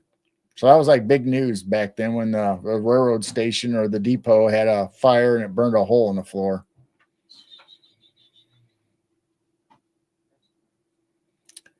Then it says Lizzie Smith falls upon the ice, breaking a limb New Year's Eve. So there you go. Lizzie was out partying and she broke a limb falling on the ice. So you can go through this and read. And this is all online. I mean, you could probably find them from your own town. I don't know. Let's see if I can find some more. Some of them were just making me laugh so hard this afternoon. So it says H.J. Gregory Store, the first to secure the electric light. So I don't know if he was the first business to get electric light, or he was the first to sell electric light bulbs, or he was the first to be able to sell electric to other people, or I'm assuming his was the first store to have lights. But that's what I would say, because why sell light bulbs if other people didn't have electricity yet? Right? Yep. So I bet it's the first business that had electricity and lights. That's cool. So Marielle Boyce sells her brick house on Park Road to David Holcomb. So I don't know what that has to do with big news, but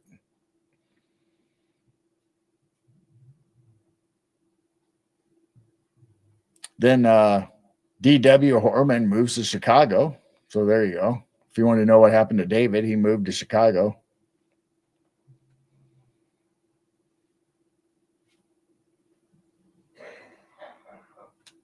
So death of Ella Nelson at home of Robert Hunter.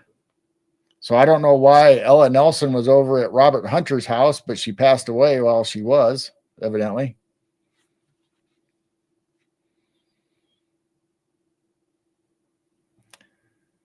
And then it says the Marcus K's team found in the water of the Pike, one horse drowned. So evidently a team of horses fell into some water somehow, and one of them passed away, I guess. They reported everything back then.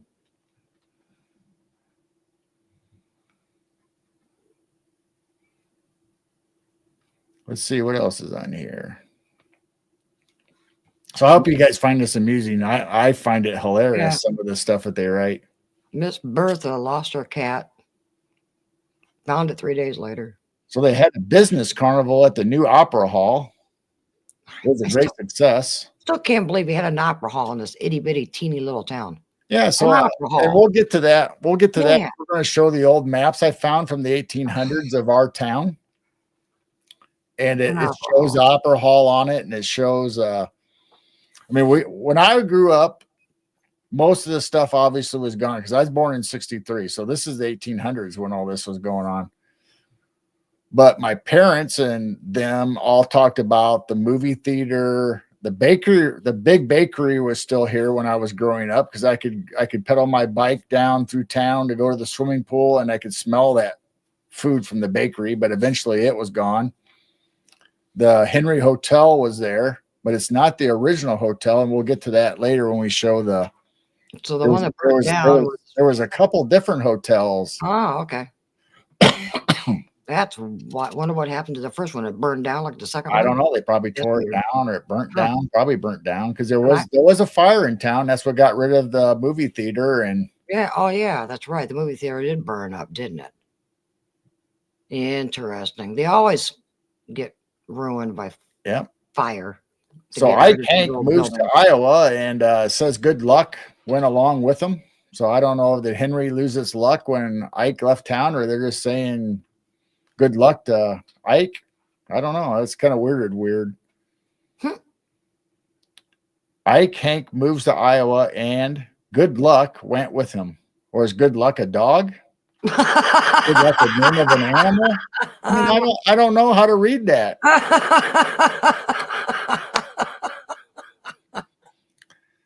And good luck went with him. Yeah, it says good luck went with him. And it's got good luck in a parentheses. So I'm assuming it's a name, maybe. Maybe it's a dog. Maybe it's a horse. I don't know. I need to know more about good luck. What is it? So it says Miss Becker falls on icy pavement, fracturing her wrist bone. Oh, that's horrible.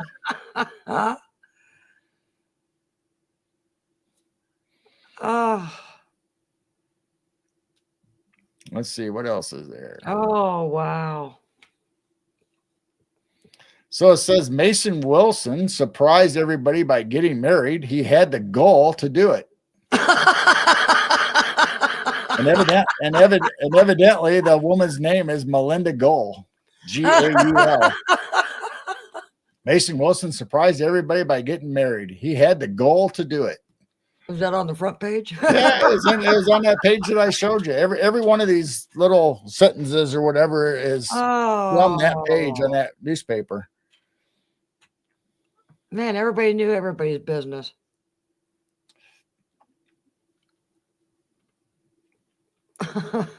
Let's see, who else? Mr. and Mrs. Adna Hartley surprised by a party of neighbors who had a grand social time. Oh, jeez. They just wanted people to ride in the excitement of the week. Well, when I was growing up, when I was in grade school, they literally wrote the bridal for the weddings. They wrote the bridal story. They elegantly described the dress and the colors and all that stuff. They had social outings like the ice cream socials, and they talked about the women's clothing and what they wore. So they were still doing that when I was growing up in this newspaper. So if you had a social event, they described it very well. Not these just quick little short sentences, but they had full blown paragraphs of what the event was and who was there and who was wearing what and what the fashion was. And wow. I mean, it was crazy. I mean, I can't imagine back in the day when they were describing everything. It's probably now the newspaper's like 4 pages long. Yeah, barely. Super thin. Nothing is in it. I haven't bought a town paper in years.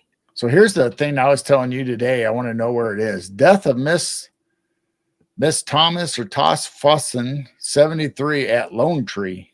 I have never heard of Lone Tree in my life. It's not a name of a cemetery that I know. Is it an actual tree? So she was buried at, it says buried at Lone Tree? It says death of Miss Funson, 73 at Lone Tree. Lone Tree. Is Lone Tree in a town? Is Lone That's Tree gotta be on one of those old maps. If is that where she's buried? Is there a tree out in the cemetery? It's just one big giant tree Lone that they Tree. bury family members at? I mean, I don't know.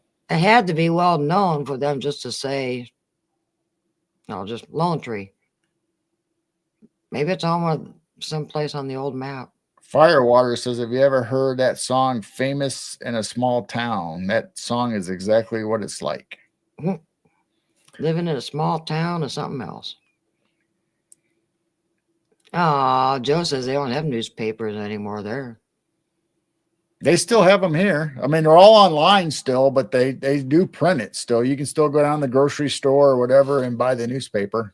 And the it doesn't come out every day, I don't think, anymore. I think it's weekly or... Yeah, our little paper is weekly, but Peoria Journal-Star, which is the big town 45 minutes away, they still have a newspaper, but it's not like it used to be. It's even smaller. Sunday papers used to be so thick. Had everything in it.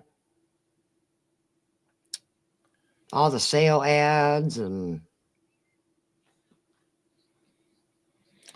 Let's see, what else is there? And then... Estella Deck surprised by schoolmates to help celebrate her birthday. Sweet 16. So in the 1800s, Miss Estella Deck had her Sweet 16 celebrated by her schoolmates.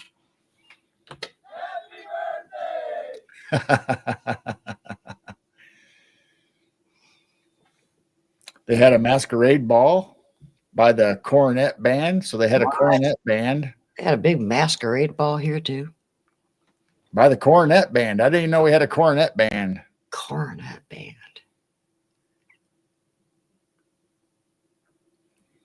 And I don't know what this sentence is about or this story is about. It says the Klein Henrik side hunt. Klein's 24,000 count and Henrik is 11,000. So what were they hunting? What? Repeat that. The Klein Henrik side hunt. SIDEHUNT.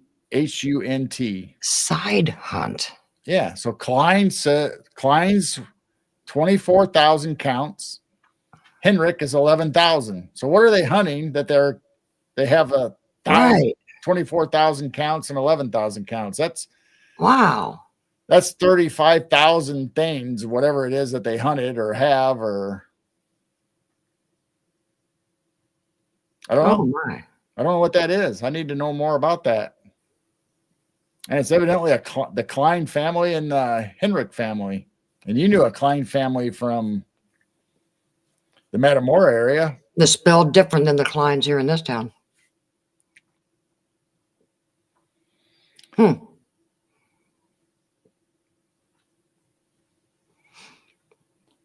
That's wild. And everybody couldn't wait to get the paper to find out all the local gossip that happened in the past week.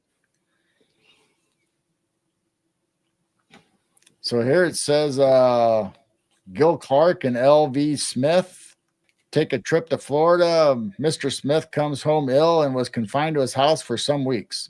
There you go. Instead of talking about his vacation or whatever he was doing in Florida, the big news was that he came home sick, came home ill, and was confined to his house.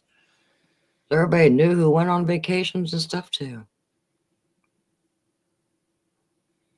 So it says coasting on the Main Street Hill, which our Main Street Hill goes down. Mm-hmm. It says has a great fad, let her slide. So are they talking about during the winter where because even us as kids would go down that hill and slide our toboggans and sleds, but if you go too far, you go in the river. Yeah. If you go down that hill, you go into the river.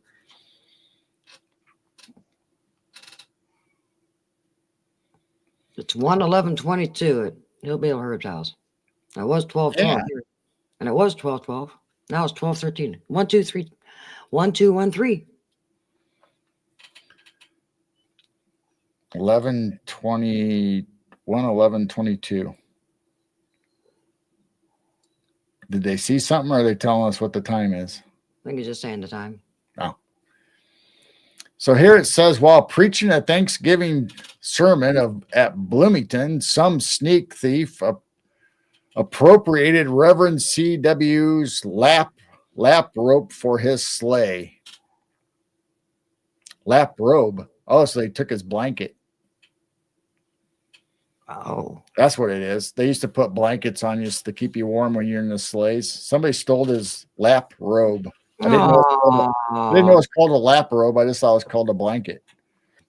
A lap robe.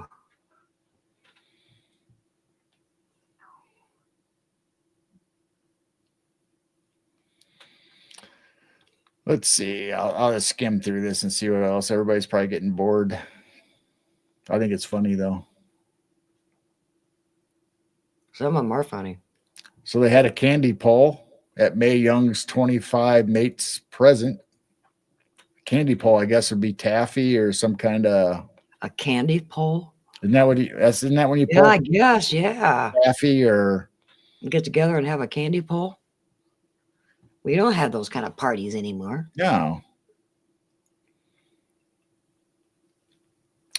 Poor Mrs. Sleater fell in the yard and broke her bone in her wrist. Jesus. Oh man, these people are crazy. Mrs. Woolley fractured a limb above her knee when she fell out of a tree. I stepped out. Did you cover the penmanship item? Penmanship? That's what Robin says. I stepped out. Did you cover the penmanship item? I don't. Did I say something to you, Robin, before? I don't know what the penmanship item I don't know. Is. That's why I asked you. I don't know what it is. Remind me, Robin, what are we supposed to be talking about? I probably shared something with her and I don't remember. But we're talking about how they're writing in the newspaper right now.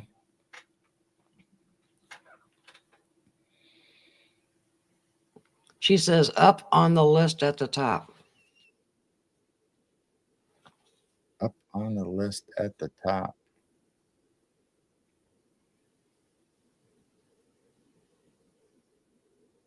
I don't know. I don't know what that means.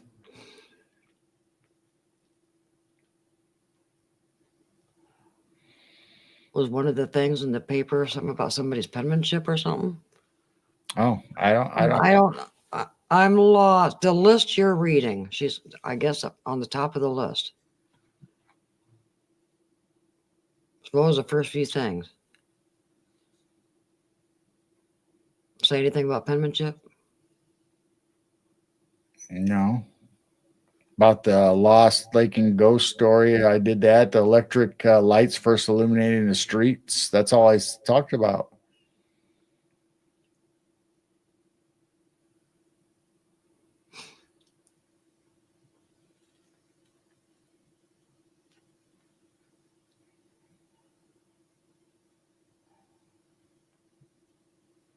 Oh, were you talking about the article before about the temperance? That was pretty good writing. We moved on from there though.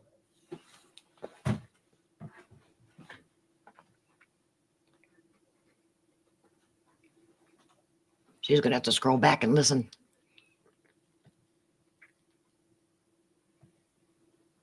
So there we talked about Hank moving and good luck went with him. Whatever good luck was, who's good luck?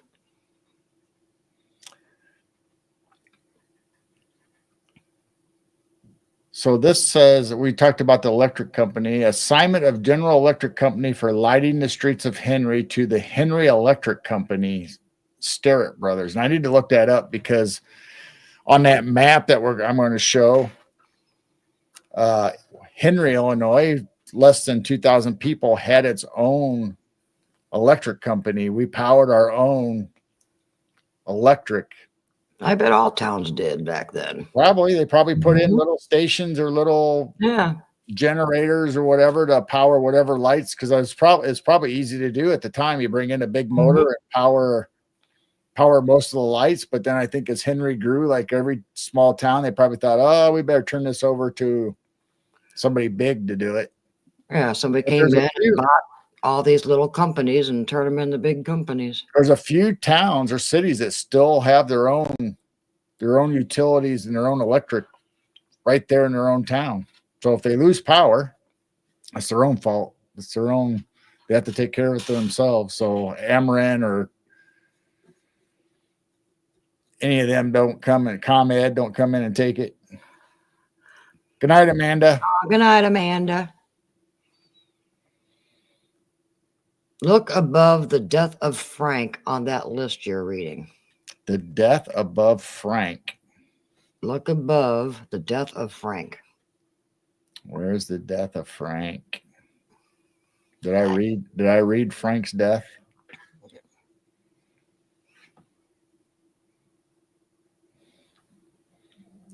How are you seeing this, Robin? I can't even see it.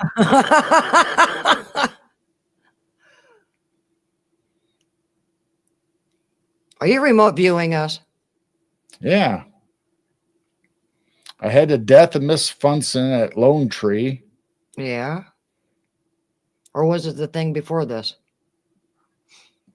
Death of L.A. Jones, but I didn't read that. On my TV screen. Oh. Oh, you can probably see it a lot better on a TV screen. It's probably got a big view. Yeah. All right. Death of Frank. Where's the death of Frank at? Up there somewhere towards the top, she said. All right. Let's go up. We'll go back to the beginning. Lizzie's Falls.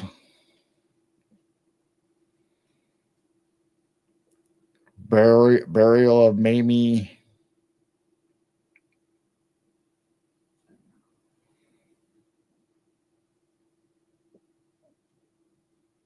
Am I getting close? Death of Ella Nelson at the home of Robert Hunter. Side hunt.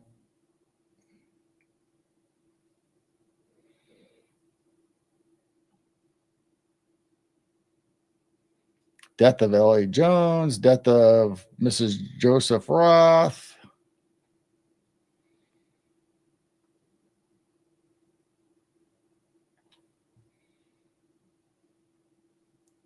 Frank Volksberg on the 12th commenced his 14th year. That's the only Frank I see.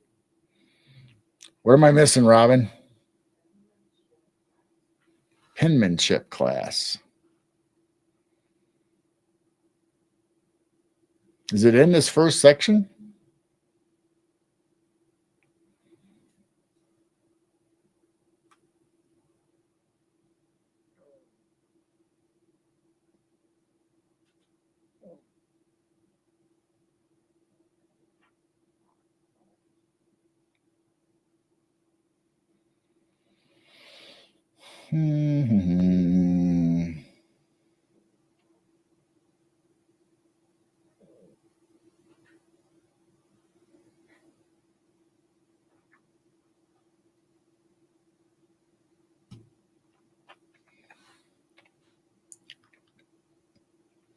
February. All right.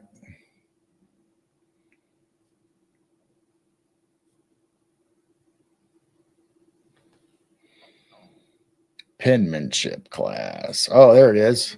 A penmanship class by Miss D. Cecil Chappelle of Rolla, Missouri. So evidently they had a penmanship class, but I don't know why. Maybe because some of them had to learn how to write back then. Yep, there's the death of Frank M. So that's what she was talking about. Okay. The penmanship was right above that. Maybe people were learning how to write back then, and somebody had a penmanship class. I guess. That's interesting. I don't think it was a penmanship to write fancy or anything, unless. I don't know. Wow, that's wild. I mean, if you look at old Bibles, they all wrote pretty fancy. Yeah. So it could have been some kind of a fancy penmanship, maybe. Yeah, we need those now.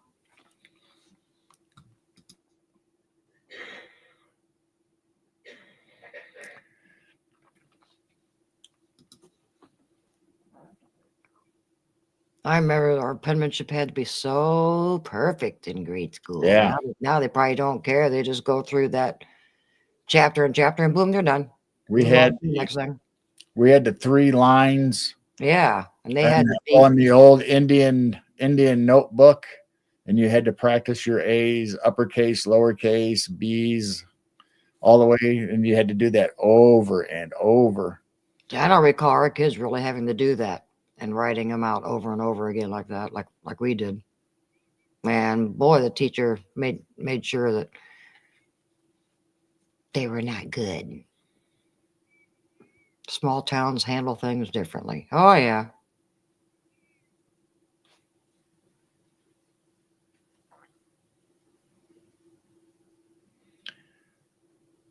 Aiden Brown is afflicted with a felon. What? Felon, felon on his thumb. So ugly, an amputation of his first joint was necessary. What is a felon? I've never heard of that term as far as an ailment. Felon. Robin says FedEx doesn't allow cursive for address and packages anymore. It has to be printed. Wow. Yeah, because the FedEx people can't read it. Yeah, the kids can't read the names or can't read. Afflicted with a felon on his thumb, so ugly. Felon? Felon. So either it's a typo or that's a term that we don't use anymore because I've never heard of it.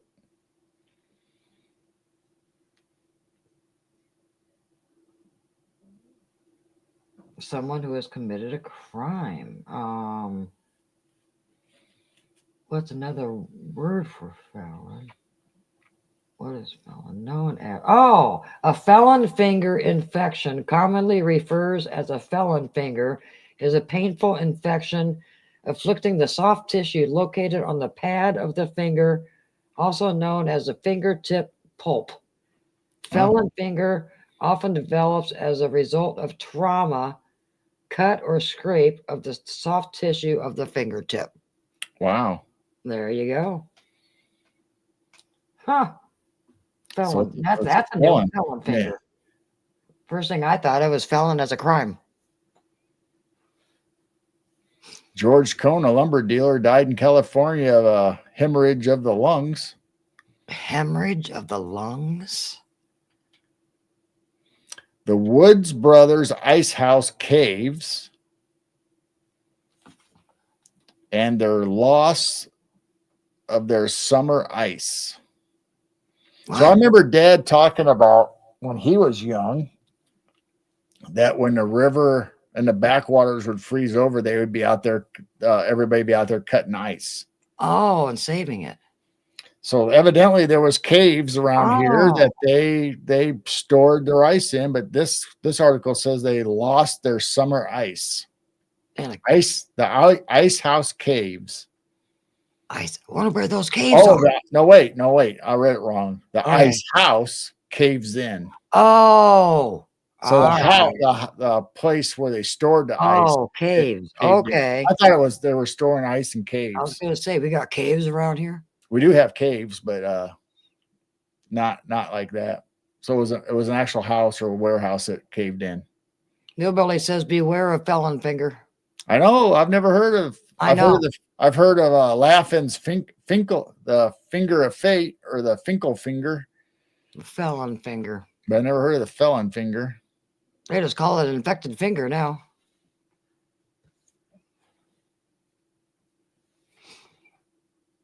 The woman's club to be held with Miss L. Heidelbrandt on the 27th on account of her death of Mrs. was postponed 1 week. When I first read that, I thought they said her death was postponed, but I guess the club meeting was postponed for a week because of her death. Because if you read the back of this, it says the death of Miss Hepler was postponed for 1 week.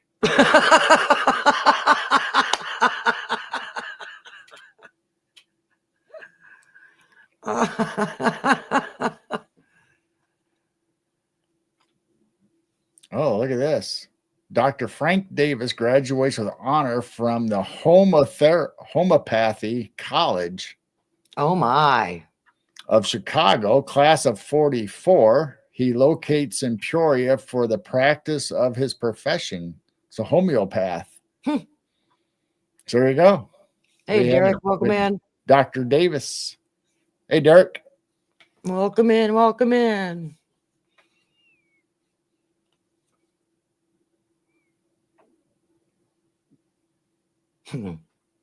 So whatever this is, Frank Wood and Frank Peterman kill 3 wild white sawn out of a flock of 6.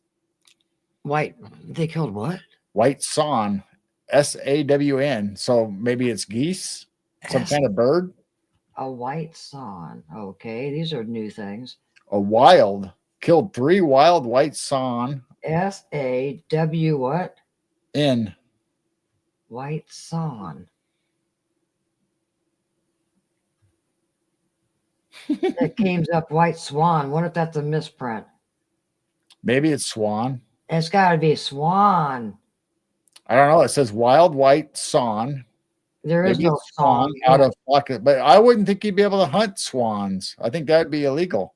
I typed in SAWN, but it came up swan. We do have swans down there at the river. Yeah, but I think it'd be illegal to hunt them. Maybe it wasn't back then. I don't know.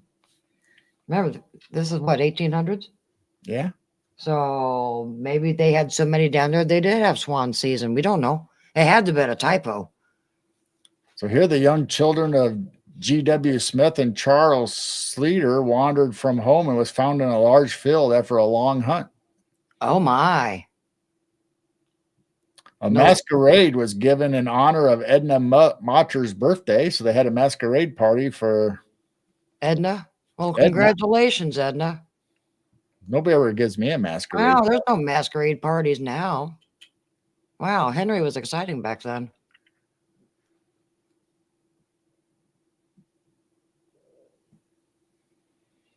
The steamer City of Peoria began her regular trips for 1893 on the 18th. So evidently there was a steamship or a paddle boat or something that began going back and forth to Peoria. Mm-hmm.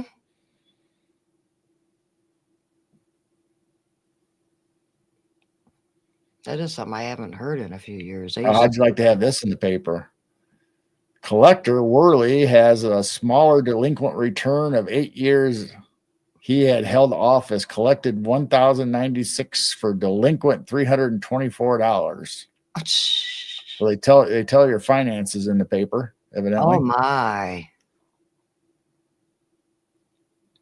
Will Foster was struck by a pole and seriously hurt.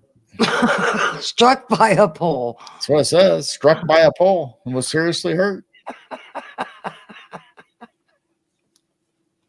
Then here, Vail moves to New York, Nebraska, where he invests in Nebraska dirt. So Like this he bought some dirt in Nebraska, so he must have bought a farm, I guess. stuff like this now, people don't give a poop. Wow. You knew everybody's business because of the paper.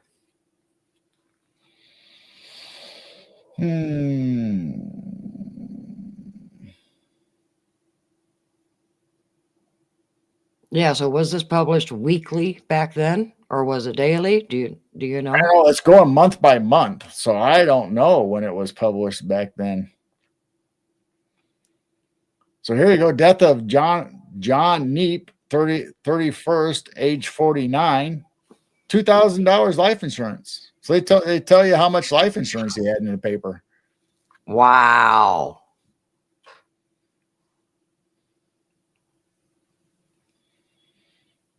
Talk about no privacy.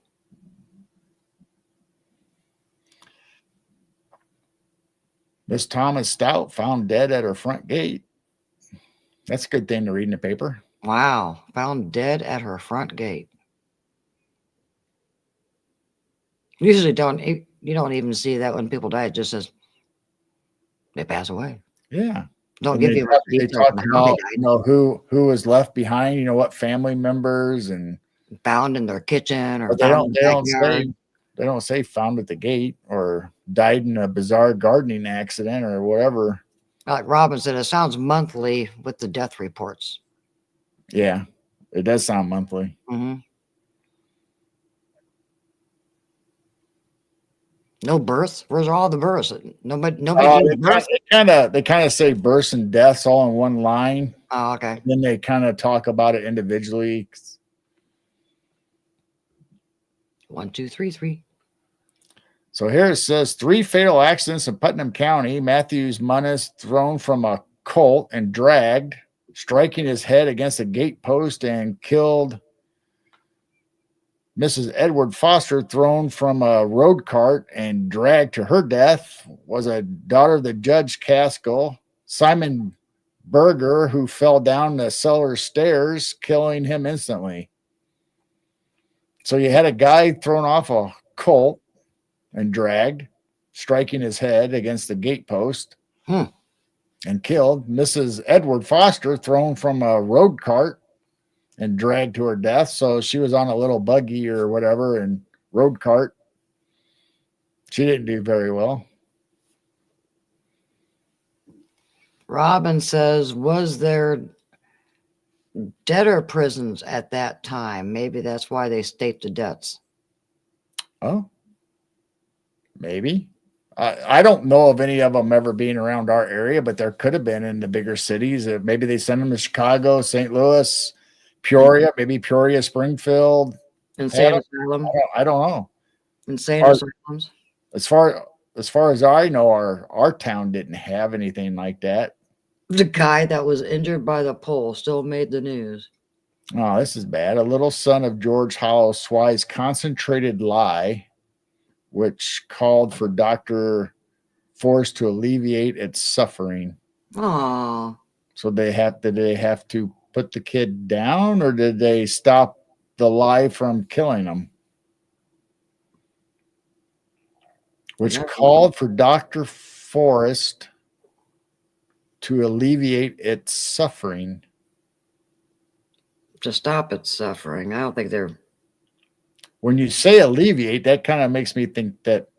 Oh. But I don't think you would kill somebody to stop them. But I guess you would do that with a horse or animal. You'd kill them to stop them from suffering. Maybe they did that back then. I don't know. It was 1800s. I'm going to think that the doctor did something to eliminate the lie from causing suffering. I don't know. Oh, well, Ketchum built a new front porch to his residence. That's pretty really good. Oh, that's exciting. He built a new front porch. Yeah, but Arbor Day, Schools of Henry, many trees were planted. They don't do that anymore.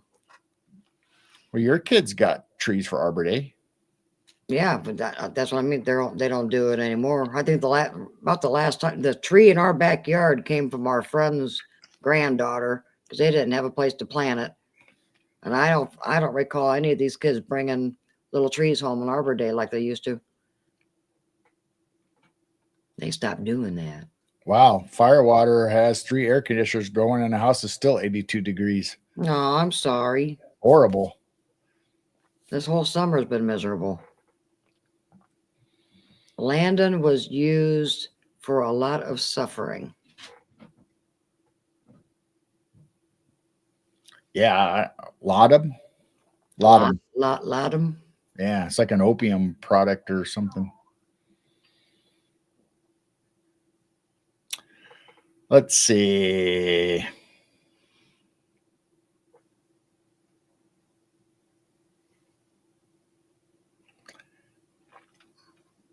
Hope we're not boring you guys. I hope this is exciting. I don't know.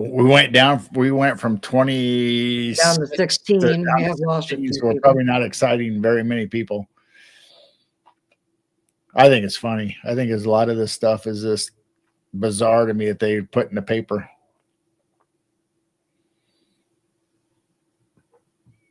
Hillbilly Herb's having the same problem. 3 air What? conditioners The running. heat? Finally cooled a bit tonight. Yeah, our heat wave you guys are getting was heading our way here in a couple of days. It's supposed to be, I actually saw 95 and 96, which means it's going to be definitely in the hundreds for heat index. Well, And of course, school starts next week. That's when it always gets hot. I mean, there's all kinds of stuff. It keeps going all the way through August, September. So they did the whole year. Wow. So I'm not gonna go through all of it. Yeah, now we're down to 14. Uh-oh, we lost some more. We're doing worse. Sorry, people. I just thought it was interesting, but I'm sorry if I bored anybody. Now we're up to 15. Maybe somebody left and came back in. 90 in New York today and very humid. Yeah, it's been, I think this is one of the most humid summers we've had. It's been just downright miserable. So I found these old maps online of our town, and you can find probably maps of your town at the same place from the 1800s all the way. That's what got me going down this whole rabbit hole of our town in the 1800s and my family being here in the 1800s. So the interesting thing about this map is that we have a town square. That's a park, has a pavilion. It's still there. Still there. At least that's one thing that's still there. Not the original pavilion, but there is a pavilion there.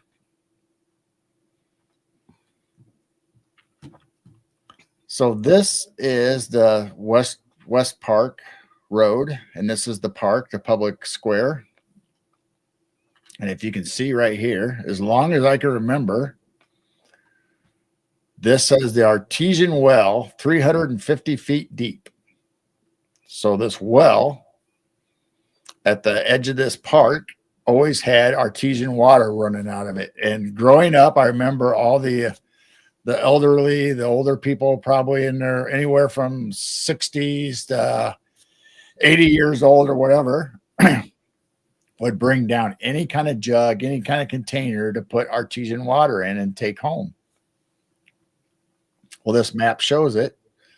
And in the 70s, 80, maybe 80s, the city closed up this well. So they filled it up, concreted it off so it would no longer flow. But from the I gotta look up the map, but it's 1883 of this map. That artesian well was there all the way to the 80s or maybe 90s. And that pipe or that artesian well ran all the way across the park, this big square, across the street, underneath the street, to a bathhouse. So that's a bathhouse. I know this one's blurry. I should probably bring up the other one. Then it continued on from the bathhouse to the Camp Henry Hotel. So I'm assuming artesian water was for their water supply. I don't know if they cooked with it because there's a kitchen, dining room. They had rooms to stay in. They had the bathhouse. So I just thought that was interesting that they had this artesian well that's been going forever. And then when they got to our generation or when I grew up, they took the well out. But for all those years, I remember my sister definitely remembers that our grandparents would give us money or give her money to ride our bikes down and get artesian water. Go fill up a jug. And they all lived in their 90s. Wasn't it stinky? It smelled like eggs, sulfur. Yeah. But it went away and it didn't taste like it. Hmm. Because when we were downtown, growing up in high school, grade school, hanging out in the park, running around, playing on the playground, doing whatever, you'd literally go up and bend over just like a drinking fountain or a water hose and drink out of it. Kind of smelled. I do kind of remember a fountain there or something when I first moved into town. So you said they tore it down in the 80s? Because I moved here in, I think, 84. It was either the late 80s or 90s when they closed it up. I do kind of remember a fountain being down there in that park. Right across from remember the place where we show our pizza pizza pictures. Right across the street from that was the artesian well. I do kind of remember that though. And it was a big pipe. It was a big pipe. And it always had water flowing out of it, never froze. That's horrible that they closed that off. Went into a big cistern down back into the ground. So I'm assuming it recirculated all the way back in somehow back into the artesian well. Wish they'd open that back up again. It's got to still. Oh, it'd still pump. Yes. Oh my God. It didn't dry up. They closed it up. So. Yeah, they don't want us healthy anymore. So all my family back then lived up into their high 90s. I don't think any of them got past 100. I'm not positive. I know 90s. And they all drank that artesian water. Yeah, longer lives. They didn't have to take much medication. The government probably told all these cities to close up all these type of places. That's horrible. So I kind of skipped ahead, but what I was getting to with reading that newspaper, there was a lot of lines in there talking about the Chicago World's Fair of 1893.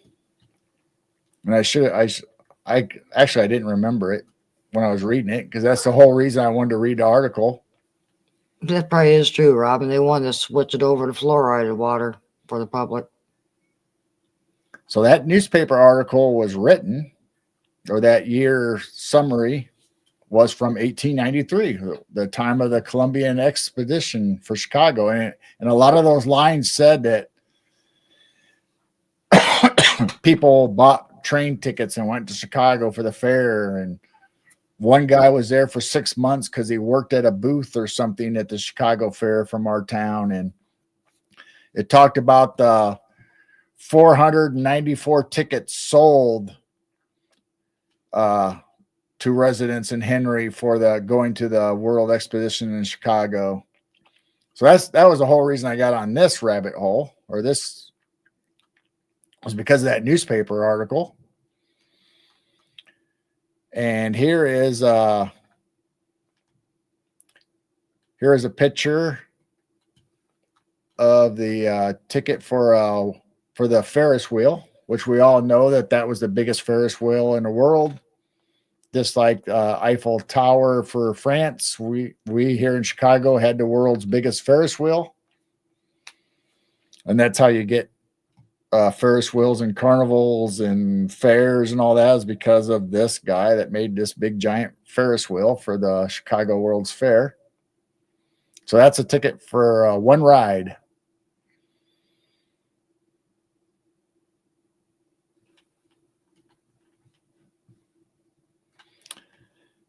Then here is some more tickets that they had for stuff at the carnival. Here, says tickets for the fair. So here they have all these. Pretty colors. Oh my gosh. Those tickets are fancy. Yep. So this is the 1st of May to the 30th of October, 1893. And it's got Benjamin Franklin on it. I don't know who this guy is, but this one's from the 1st of May to 30th. So depending on where you're at. Does it say how much the tickets are? Well, I'll get to that. Hold on, Robin. He'll get to that. There's Abraham Lincoln. I'm assuming that's Sitting Bull or somebody probably famous. Somebody wrote their name or something on this. I didn't notice that before, but I don't know who it is. I'm assuming that's Christopher Columbus. There's George Washington. And this is a 1-day ticket with a stub for the fair itself. 1-day ticket. You could buy them. You could buy a whole week, or you can buy individual. Just kind of like going to an amusement park. You can buy a weekend pass or a day ticket or whatever. Wow. So on the internet, it says that visitors came from all over the world. A ticket to the fair cost 50 cents, 25 cents for children under 12, and admission was free for children under 6. 25 cents. For children, 50 cents for 50 adults. 50 cents for adults. And yes, I did see the name Jane written on that ticket. Jane? Hi, Blues Cruise. Yeah, go back to that ticket. I thought I saw, you said somebody wrote their name. Yeah. I thought I saw Jane right in the middle. And so did Robin. Robin said the Indian ticket has the name Jane on it. Really? The one you saw that somebody wrote? Yeah, see? It says Jane. Oh. The Jane. What's in front? So it says something, some A-I-N or A-U-N. Something the Jane. Wow. I don't know. That doesn't make sense to me, but I do see it say Jane. Yeah. The Jane. I don't know what this word. I don't know what this word right here is, or looks like A-G-N. Rain. Looks like an R-A-I-N, but I don't know. Rain or pain. P. Maybe it's a P. It's either an R or a P or something. Pain in the Jane. Oh, maybe it's paid. Paid for the Jane. Paid. Maybe that's for the. I don't know. Hi, Lori. Aaron. Hi, Lori. Where do you see Aaron written somewhere? Aaron. What? Yeah, go back to the front again. A-R-O-N. Aaron. I wish I could read that second one too. The Jane. The first name, Aaron. Yeah, Aaron. I wonder what that second would be. I don't know. Aaron in the Jane. Oh, so you think that's a capital A? Yeah, that does kind of look like AA. Aaron for the Jane. Well, is that an old saying or term or something? I don't know. Hi, Lori. Wow. That's the only one that's written out. That's interesting. Yeah, that's the only one written on. Aaron for the Jane. All right. I remember taking rolls of pennies to movies for $2 Tuesdays. And yes, welcome in Blues Cruise. And Lori says she's just stopping in. I'm glad you stopped in. So here's that bottom that I kind of cut off on that other picture. It might be fair spelled wrong instead of Jane. It definitely looks like. It could be fair. I don't know. So here's the Eagle, Statue of Liberty. So they had Chicago Day, and the tickets sold in Henry were for Chicago Day. Wow. So all those people went to Chicago Day. Then they had Manhattan Day, and they had other kind of other days there also. 25 cents back in the late 1800s. Wonder what that would be today. Yeah, I don't know. Yeah, that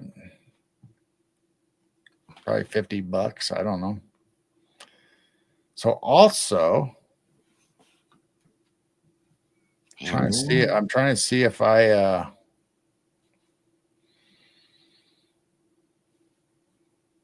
there was something else I was going to talk about that. Oh, we brought up train passes or train. You know, what would it cost to take a train from Henry to Chicago? And the internet said roughly $5 to $8 for a round trip. Oh wow! So it cost you 50 cents to get in. It would cost you $5 to $8 to get there and back. But so then all these small little cities that along. Yeah, so right, every single little city had a small little train station then back then. Yeah, so okay. Chillicothe Yeah. has a train station. Henry had a train station. Princeton has a train station. But I don't know what route. They might have went a different route because you could go from Henry and leave the other way, I think. But I think you had to go up to Princeton, up the hill towards 80 to Chicago. And I think the railroad went there and it hit all those small towns. But anyway, you would have to wait for the train to come from Peoria and stop off at however many stops, which would be like, Sparland. I don't know. Maybe Sparland didn't have a stop, but Chillicothe definitely did. And then all the way from Henry to Chicago, if they stopped at Princeton, if they stopped at Ottawa, if they stopped at whatever, all the way up to Chicago. So, so it cost you $5 to $8 for the ticket, 50 cents to get in. I like to find out when our train station closed up. It was not active other than to get water. So it had passengers. You could get on and off at the train station. Then at some point in time, it became more agricultural for livestock to get on and off, and grain. The grain elevator was right there. The elevators were right there for grain. And they had a water spout, I remember, that was still there but wasn't working for like maybe steam locomotives to fill up water, I guess, or water for the animals, but it was right there by the tracks. But you could go in. I remember as a kid, a little kid, being down there with dad and whoever at this train station, not picking up anybody. It wasn't no train there. We're just looking around or hanging out, whatever the deal was. But you could still go in it at the time. Wow. It looked like it had like a church pews kind of style inside for people to sit at, and had like a counter with wrought iron, kind of like we'd see in the movies where the person tending money and tickets were behind this wrought iron grid looking beautiful thing, kind of like going in the old banks. Hold on one second. Firewater. Happy birthday! And I'm sorry you're going to turn 63. Last year was a special year when we were all 62 and born in 62. Well, anyway, happy 63rd birthday in 10 days. So happy birthday. Happy birthday. You won't be 62. And you'll always be my 62, sis. How's that? You collecting Social Security at 62, or are you waiting? Hey, that's personal business. Oh, well, they had it in the newspaper. We could put it in the newspaper. Yeah. Elmer down the road finally received his first Social Security check. I Still didn't younger say I than was going to put the amount or anything. I was just going to say, are you going to retire at 62 and get Social Security? me. That's what I'm planning on doing. Hoping. Yeah, and I'm just waiting until he collects first. I think I can make it a few more months till November. But I think if you somebody probably else could probably tell me better. From what I've understand, if you're in the latter months, you have to wait to the first of the year to collect. They have some kind of weird rule about when you collect before or after, and if it's kind of like when we used to go to school, if you were in the later months, you had to wait till the next year to go to school. And it's kind of like that with Social Security, I think. So I don't know. I'll have to read up on it. And I need to make a phone call before November gets here to ask people, hey, what am I supposed to be doing? How to do all this and get me on there also. But if I wait till December or January, then it goes up just a little bit. So not much, but oh, she already gets Social Security due to disability. Oh, disability. Oh, yeah. Yeah, I know a lot of people that are on Social Security disability, and it's a lot better than just regular Social Security. Most people's are anyway. All right, I lost track of where I was going with the birthday celebration. Happy birthday! Oh, I was actually going to bring up the map, the whole map.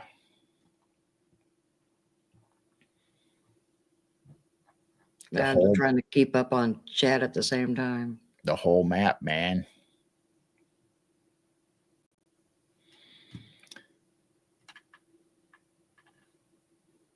How could we have gone 3 hours already? We did?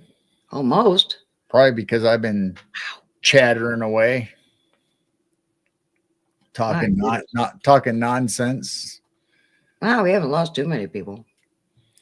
So here is a map of Henry, and I'll show you. I was going to show you. This is an old map, then, right? Is ours? This was recorded June of 1888. For Henry, Illinois. I bet our street isn't even on there. It was probably still a field or something back then. Heck, I don't know. So this is the whole map. Oh my gosh. This is the whole map for this section anyway. There is more streets, but here's Main Street here. Here's that section I was showing you. Not the well. Right over here is the pizza place. Yeah. That we talk about where we get our pizza, and right across the street from it is where the artesian well is. It's 350 feet deep, and it goes all the way across. There's another well. I was trying to tell Jane, I remember like a water fountain. Well, there's a brick thing right in front of the pavilion. There's a brick thing. That's where that well brick thing. That's where that well is. Really? But that's a freshwater well. It's not artesian. I don't think it's artesian. I think this is the only artesian. So that's another well. Oh, wow. Then I think there's another one over here, which is right in the middle of the street in front of the bank or by the bank. Mm-hmm. But then that artesian well goes all the way over here to the bathhouse. Still can't believe they had bathhouse back then. Then the camp hotel. What is wrong with that dog? When I grew up, the chief of police owned this right here. So where the bathhouse is, the chief of police owned that, and the little building, which would have been right here, was a garage. That would have been the carousel. The bathhouse would have been carousel. Carousel. Where our friend got divorced and the ex-husband is getting her beauty salon. Oh, it might be right. It might be right here. Here's the alley. Isn't there a carousel? Here's the alley. She's right on the alley, right? Ah. Or a couple in. So she's either this house or this empty spot right here. I thought she was the second house to the corner. That's why I thought maybe that her old beauty, her hair salon or whatever was the old bathhouse. Well, because he had a garage, Hmm. and I'm assuming it's this shop right here. Oh, where'd it go? Uh-oh. What'd you do? Which way did I go? Okay. Oh, that's not even, this one's not even show the shop. Uh-oh. The shop's not Now even what'd there. you do? I don't know. I gotta go back. Gosh, darn it. Does that help the bank launder money? Oh, What? the well? That Oh. other well close to the bank? Oh, might be a tunnel. I still say there's probably tunnels in this town too. That's probably how the bank robbers got away. Every I time. don't even know if they got away, but when I was growing up in high school, there was a bank robber. Well, not when I was in high school. When my brothers and sisters were in high school, the history class that faces the highway has a bullet hole in the chalkboard, and that was from the Henry police chasing the bank robbers and shooting at it, and one of the bullets went through the window or through the wall and landed in the chalkboard, and the chalkboard was still there when I went to school. Oh, wow. All right, so where this says blacksmith shop, I'm assuming, and I think I heard them talking about the chief of police owned this lot and this lot back here. His house was on this side, and then his garage was on this corner, and I'm assuming it's that black shop Smith, and that's where they used to take. He was the chief of police, and that's where they used to take all the squad cars. They'd buy a brand new car, and they would put the radios and the police scanner and the lights on top and the sirens all in on themselves. So that's what they did in this little garage shop right here. And I think it's the original blacksmith shop.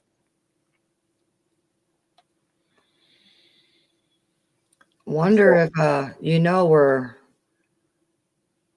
our son's living. Does it show under the blacksmith shop where they're at? Because that garage that they're at was supposed to have been a blacksmith shop also. Well, he lives on what, Edwards? Edward, and it would be, I don't see a blacksmith shop. Because I thought they said in the 1800s that, because they said that garage. Well, I have earlier than that. There's blacksmith, something blacksmith and painting blacksmith right here on this block. But that'd be 3 blocks from. Yeah, that's Richard. Yeah. So that says blacksmith here. Interesting. I don't know. We'll have to look on the other pictures. Yeah, they probably had quite a few blacksmith shops in town. But we were looking along. We were looking at all this stuff and looking at all the names of what was on here.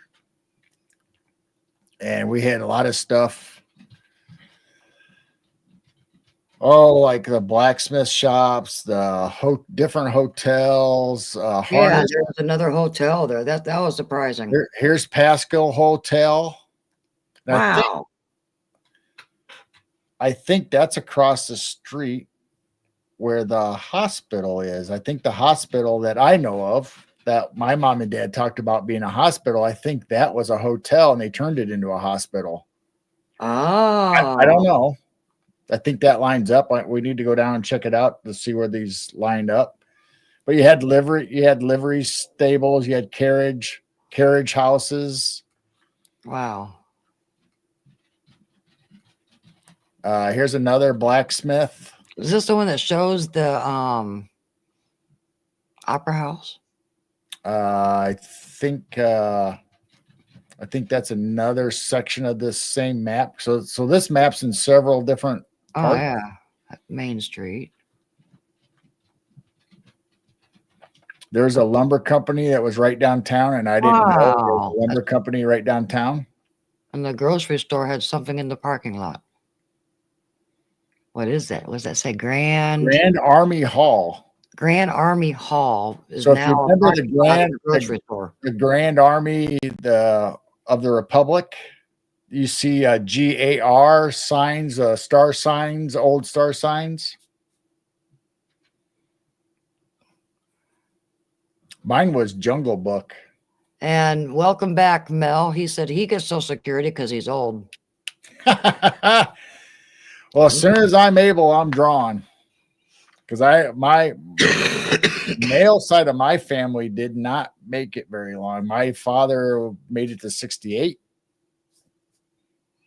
I think my first movie theater, if I remember right, I went with a friend, early grade school. I think it was the Aristocats. Oh, well, I don't know about actual theater movie, but I do remember going to the drive-in theater, my very first movie drive-in theater when I was a kid in my pajamas in the back of the old station wagon with mom and dad and my sister was Jungle Book. Oh, wait a minute. Before Aristocats, my neighbor took us to go see Jungle Book. And that was at a theater in Pierre. The one that was on University is torn down now. Yep, that would have been the one that we went to, I believe. Yeah. Probably the same movie. Then after that, maybe. Then after that was the Aristocats. And I think that was 3rd, 4th grade, somewhere around All right, let's go to the next map. That's number 3. Remember that, number 3. Number 3. Not with your parents, with friends. So first time would have been with my neighbor because he took all of us. And then the second time was with friends. I think my first movie was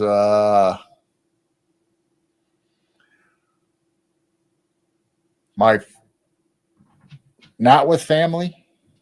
With friends. My brother and his girlfriend took me to see Willard. Willard? And I don't know if they were planning on going to a movie and mom made me go with, or they made them take me with, kind of like, okay, they won't do anything wrong if the young baby kid or whatever is with them. But they took me to see Willard, a killer rat that kills people on command. So that was my very first movie ever. Firewater's first movie with friends was Jaws. Joanne was Sound of Music. My first movie ever with just friends was from a birthday party. We went to see Star Wars. The Hillbillies did War Games. So here's Corn Cribs. This is the second part of the map. The next section of town, Edwards, Main Market.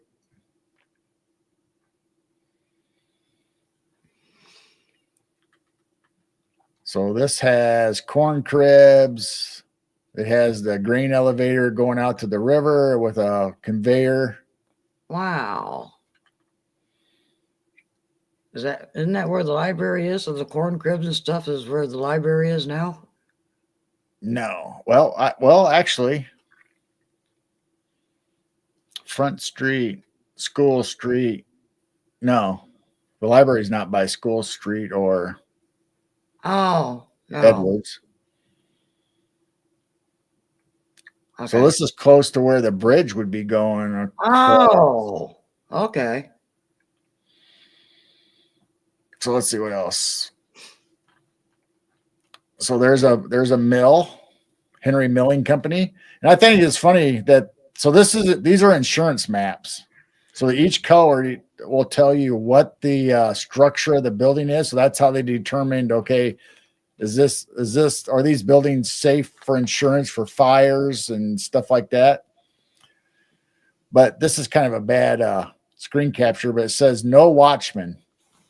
So right on the map, it says that this company doesn't have a watchman. And it tells you it's heated by stoves. It has coal for fuel. It has kerosene. The lights are run by kerosene, so they didn't have electricity in this building yet. So on the map, it tells you specifics about their some manufacturers in the town. So there's City Hotel livery. So that'd be a livery stable. There's a carriage house, storage and paint shop. Another blacksmith house. Wagon repository. So I guess that's where they're repairing wagons.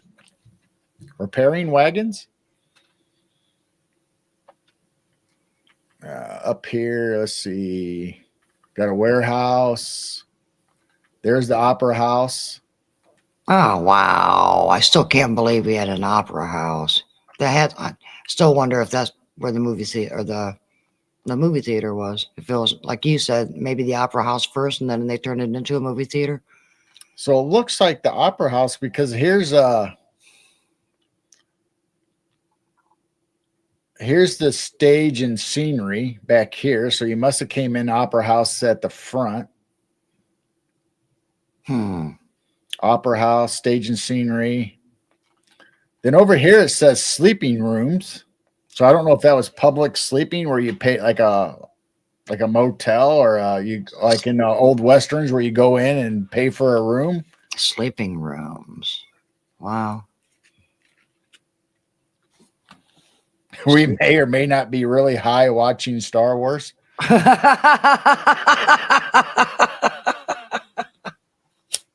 May or may not.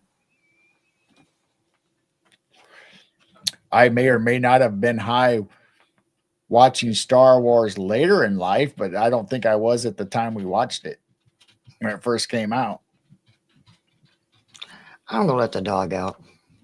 Oh, she's all right. She's probably just going over there. Sure? She's probably snooping on the windows. All right, she just keeps prancing around up there. So here's the front page, the original front page, and you had the other pages that we showed you. So this shows you. I don't know why this copy is so clear compared to the other ones, and I don't know. So this says this one's 1913. Population 2,000. 2,000. And what are we now? Under that, we're under 2,600. Oh, Isn't it? Well, when I was growing up, it's 2,800.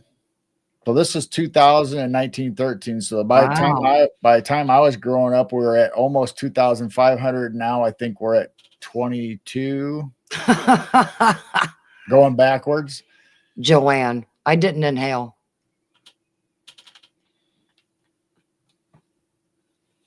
Sure.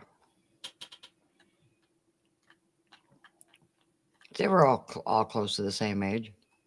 Yeah. 62. I'm 63. So there's the Illinois River. Joanne, 66. There's our old bridge. Bridge, I guess. Yeah, it says bridge. That's and it was a drawbridge. Oh, we had a drawbridge? Yeah, so when we had, I'll have to show you a picture. Oh my God. I'll have to bring that up sometime. So across that, when a boat or whatever would come back, that section of the middle would swing sideways so that the ships could come through. Wow. But there was a lot of accidents on this bridge, so that's why they got rid of that bridge. That means we got treasure down in the bottom of the dark, muddy, mucky, icky Illinois River. They said the canal is still there, the canalway or the dam site, because our slogan for the longest time, and it's probably still is, the best little city by a dam site. So right on this side, there was a channel. There's a channel that came through here. And that's where the dam was, where they could open and close the dam. And they said there is so many bicycles and old carriages or wagon wheels or whatever down in, because people just throw away their old shit in the river. Wow. But they said if people stole bikes or wanted to get rid of bikes or whatever, they'd throw them off over the dam site right there. That's what I was being told when I was a kid. So I don't know. There's a dance pavilion. In case anybody, refreshments, dance pavilion, Pavilion Park. So Pavilion Park is what I was telling you, where they had the horse racing and stuff. There's the ice house Okay. we saw in the paper, and there's the Yeah. chute. There's the Yeah. chute from the Illinois River. Everybody's talking about inhaling and coughing and didn't inhale. Oh, so they had a big pavilion up there on top of the hill overlooking the river. Now it's a rich condos.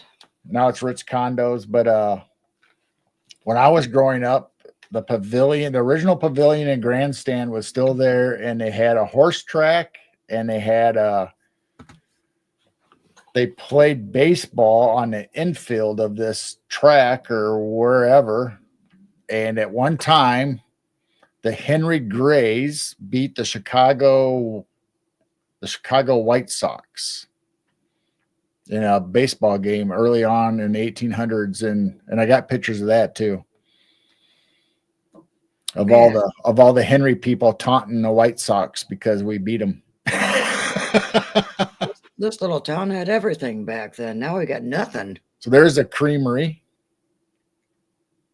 So it says not in operation. So in 1913, it wasn't in operation.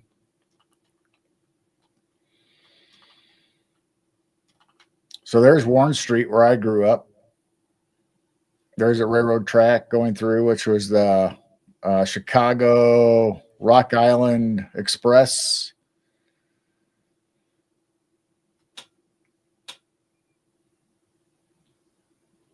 So my mom and dad, when they first got married, they got help, or they bought the land, which basically goes from this road, Warren, in a city plot across the front of this, and all the way back. They had an acre and a half of this center of this block. Yeah, their backyard was the whole center of that block. Took forever to mow.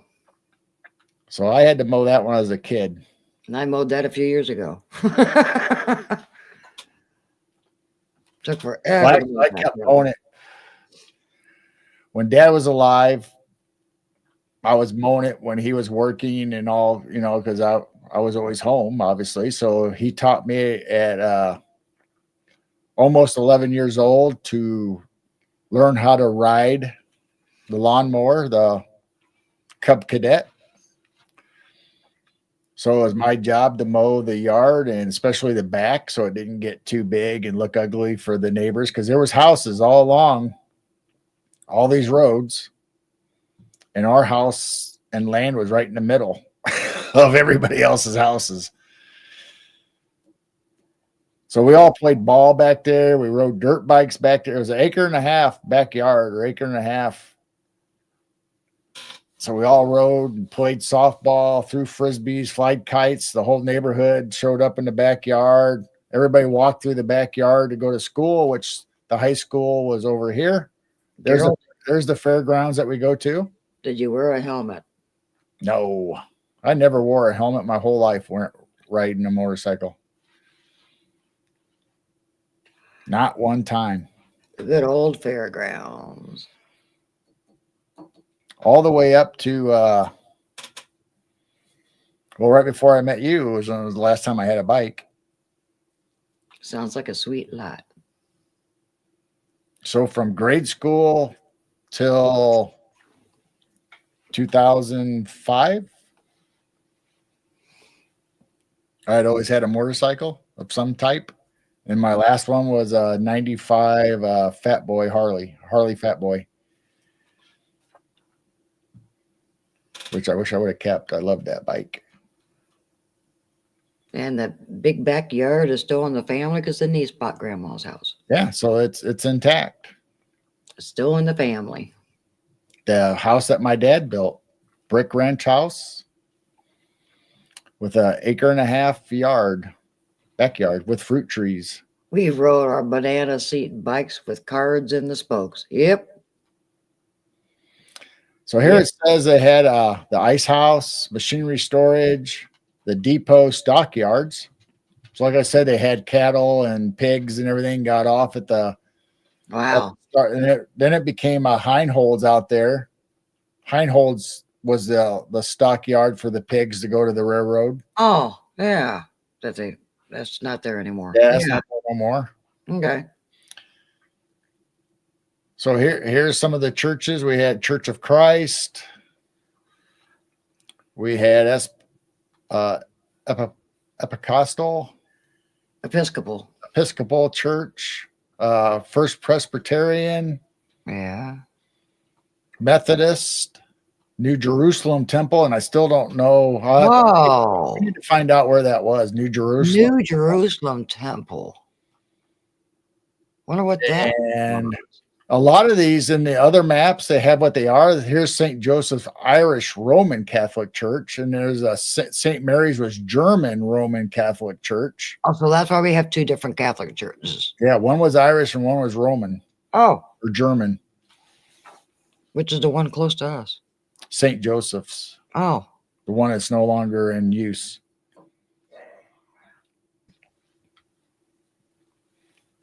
that's a shame that church is just sitting there. So we had several grain elevators, one being at the railroad yard, one being down by the river, and I think there was another one in town somewhere else. But growing up, the one by the railroad still was working when I was in grade school, still was there, but then it closed down. So then the only one was down by the river. And I think it's still, I don't know if it's still functional or not, if anybody ever bought it again. It's been a long time since I've seen a barge pull up down by the river to dump off grain or take on grain. Like I said the other day when I looked over, I thought it was gone. Just wonder if they took it down. It looked different down there. And growing up, there was right next to the grain elevator was a little old guy lived in I'm not going to say it's a shack, but that's basically what it was. A little house with a garage, and he repaired bicycles in there. Oh, wow. And he liked my dad. Him and my dad were friends somehow. I don't know, because dad grew up in this whole area. Obviously, our whole family did. So he must have known dad from school or something, but he'd fix my bike for free. Everybody else he charged, but my bike he fixed for free. I don't know why. So anytime I had a flat tire or a bald tire or bent wheel, Wow, lucky for you. he would fix it. Now I don't know if dad paid him. You know, dad could have settled up later on and I never knew it, or dad just said if he shows up, fix his bike and I'll take care of it. You know, I don't know. Who knows? So it says the red is brick, blue is stone, gray is iron, brown is fireproof. Oh. Yellow is wood, I guess. Buildings colored yellow are frame. So yeah, it'd be framed yellow. So this is a fire map. Right? So this is a Strombone company for insurance purposes. So they'd go to every single town, not only in Illinois, across the whole nation. You had people go out there and making maps like this. So if you want a good resource for your hometown, look up Sanborn, Sanborn map company. And they're fire insurance maps. Dog, go lay down. All I'm hearing is tappity tappity tappity tap. Tappity tappity tappity tap.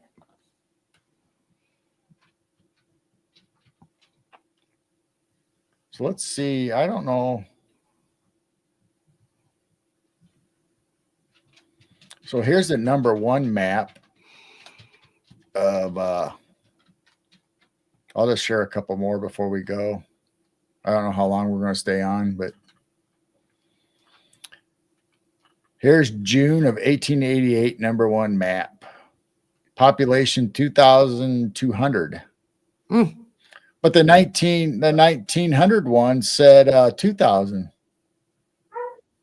So between 1888 and 1913, we lost 200 people somehow. Then I'm assuming these are the aldermen or the people that were in charge of this map. Fred L. Potter. Potter reminds me of that one old movie of that Yeah. Rich man. It's a Wonderful Life. Yeah. We had a Mr. Potter in our town. I'll tell you, George, how'd you like to take a trip to Europe and have the finest cars and clothing? So there's a grain elevator, Henry Mill Company.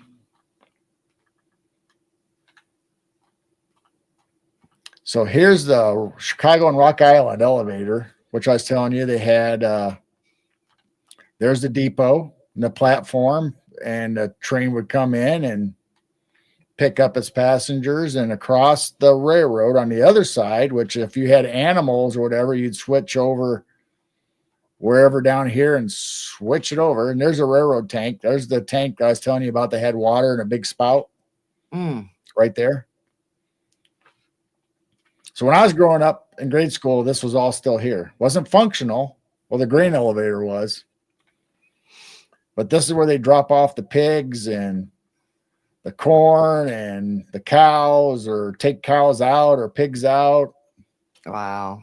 Yeah, they used the river a lot more. Now it's semi trucks and stuff. But yeah, back in the old day, man, they really used that Illinois River. So there's the scale. The scale's an office for the animals. Wow.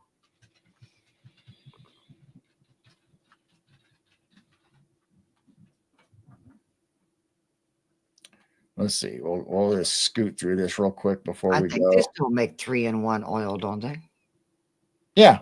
I have a bottle of 3-in-1 oil. You can find it at Ace Hardware, I believe, still 3-in-1 oil. I can find it on Amazon. So here's the windmill manufacturing company. Henry had its own windmill manufacturer. So out in the country, you can go out there and actually, there's still one. It's missing some of the fins or the blades. There's still one original Henry windmill out in almost in the woods where you can still see it. Oh, talking about the fairground one. Well, that one, I don't know if that's an original Henry windmill manufacturer, but the one that my dad took me to, and he wanted to get it so bad. He was almost to the point where he probably would have went out there and chopped it down. And anyway, he never did. So that's where the windmill manufacturing company was. There's a sawing and planing paint shop. And there's all kinds of things a little over 100 years ago. It's just so wild how things change so fast. So if you guys look up these maps for your area, you probably find the same exact kind of stuff. So here's another Wagon Works. Yeah, Hannah Wagon Works. Oh wow. Yeah, you can find what your town had over 100 years ago. So this one had night watchman, but no clock. Robin wants to know if that windmill company made weather vanes, copper weather vanes. I don't know. I remember they were the only one I ever saw was the one my dad took me to, and it was basically pumping water out of a well was what it was used for. So it was pumping water out for cattle or whatever they had out. But when I went to it, there was no farm there, no animals. And the windmill was locked up, but it was missing some blades. But it still said Henry windmill manufacturer or whatever on it. I don't know if it's still there today. We need to go by there and see if it's still there.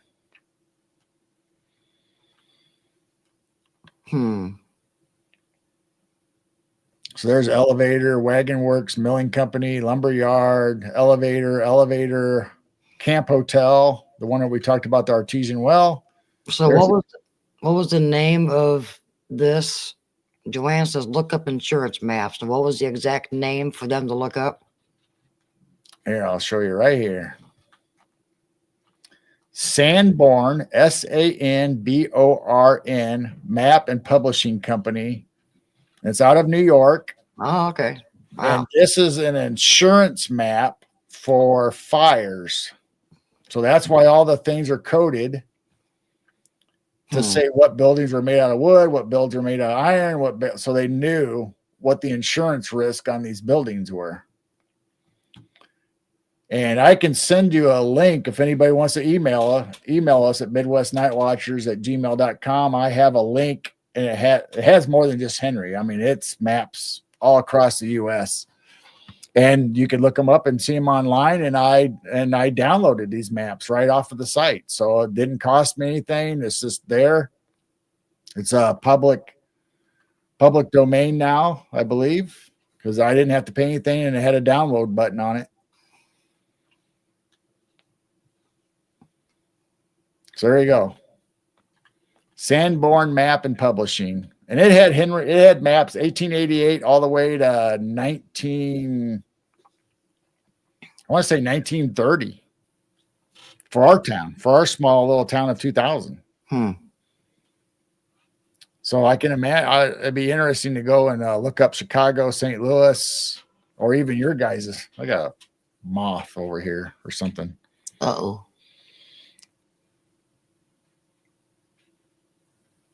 So there you go. Ooh, yeah, firewater, the Shanghai tunnels, absolutely. San Francisco had them. She said Portland, Astoria. Wow. I wouldn't surprise me coming off of Lake Michigan if Chicago didn't have Shanghai tunnels going out to the boats in the Lake Michigan. There's so many tunnels that we don't know about. So there you go. There's a map of Henry, and this is the main map, and you can see it's not necessarily very big.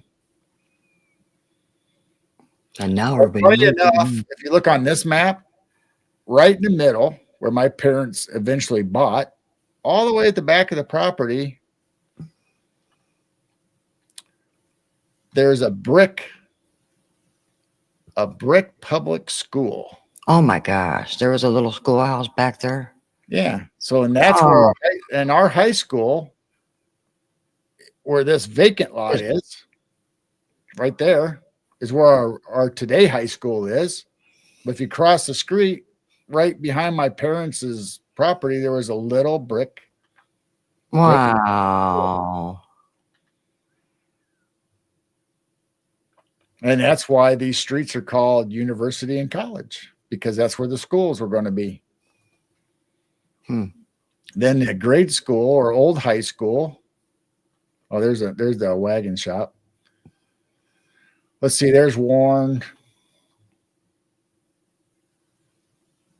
There's Warren Street. So you go down. So right over here was the original high school. And I think on one of the maps. So probably grade school and high school, right? Because the grade school got moved down the street from where we're at. Yes, I think everybody went there. Then it became a high school, or was a high school. And then they tore that down and built a new high school out by the highway. 1963, the year, or 62, the year I was born, was when it was built. My dad played in that high school when he was in high school, the one I'm talking about in this lot or whatever. He said their team was the only basketball team that got rained out playing inside. Oh, really? Because the high school was old and decrepit and leaked so bad. But my brothers and sisters went to that high school. Or my oldest sister and I think my brother for a couple of years went to that high school. I actually have a video of the old man with one of those real mowers. Remember when you used to push the mower and it had the reels on the front of it with the blades? Yeah. Well, he had a motor on his, but he was a guy who was in charge of the grass out there. So I have a video of him actually running that mower out across the grass of the old high school. Wow. All right. That's enough for showing old maps of our old town. That's a shame on some of the things they tore down and just scrapped and got rid of back in the old days. So that was the walk down memory lane for me, even though I wasn't alive during all that stuff. But I do remember my parents or grandparents, well, not my grandfathers, because only my grandmothers were alive that I remember when I was born. But some of my grandfathers were alive, but died shortly after. Definitely my grandmothers. And like the movie theater in Henry that burnt down before I was born, or somewhere around that time. Upstairs in our curio cabinet, I actually have some movie tickets from the Henry Theater. Hmm. And I have a little book that writes down. I don't know if I want to say my mom worked there during high school or somewhere around that time period, whether it was her book or not. But she has written down of attendance and what the movie was for the night in that old book.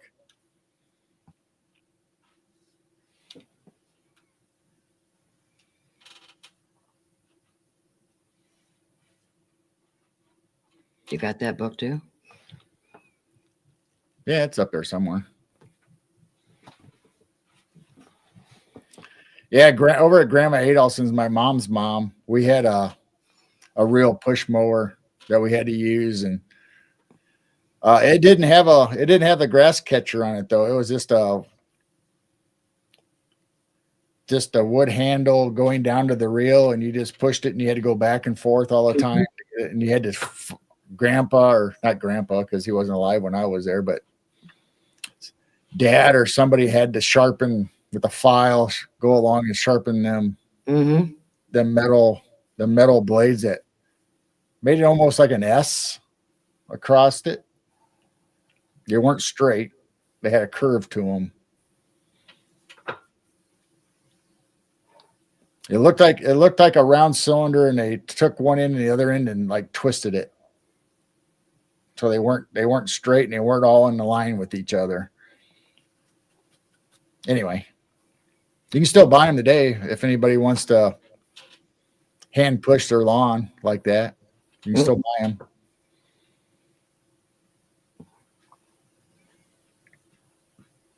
Yep, it was an old wood handle, kind of similar to the plow or the cultivator that you use in the garden from your grandma. Same exact kind of style. Had a T handle on it, big wood, oak or hackberry. Yeah, I've got my grandmother's push tiller, which don't till deep, but it does the job. Has little teeth on it, and then my mom had it, and I've had it for many years.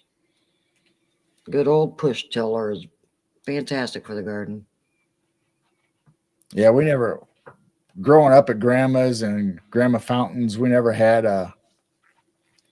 lawn sweepers. We were the lawn sweepers. We had to take rakes and rake up the grass or leaves or whatever.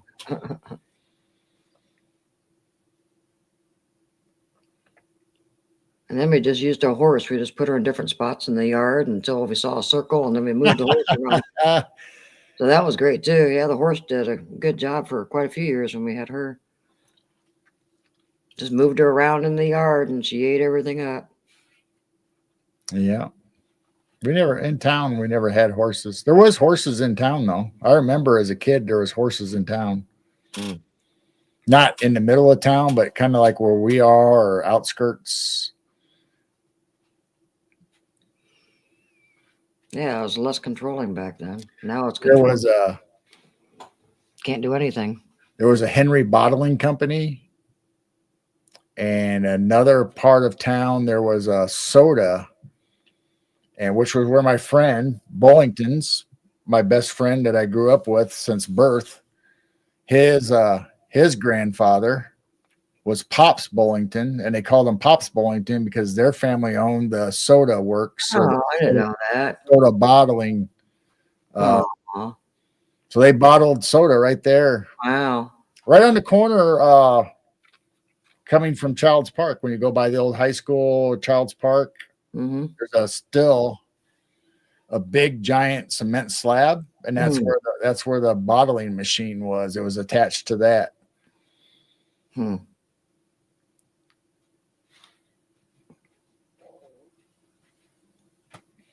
Well, Robin, you can probably still find one. So let me know if you guys need any help finding those maps. I can send you the link that I have to take you to it. And I don't know. And you can even like those old Henry newspaper. Yes, children, there really was a time before cell phones, TV remotes, microwaves, and Xbox, and we still survived. Actually, we were the remote controls. Yeah. That's when the parents said, "Hey, go change the channel." All the way up into the 70s, because I remember being with my brother and his first wife, and I had to sit in front of the TV or close enough to the TV where I could reach up and turn the knob for even them. Yeah, I think remote. Not my brother, but his wife. She remote didn't like controls was she didn't 80s. like to get up off the couch. Yeah, remote controls came out in what, 80s? No, there was some earlier than that, the push button ones. But not everybody had it because they were expensive and new. But no, they were out before the 80s. But for us, the 80s VCRs and all that.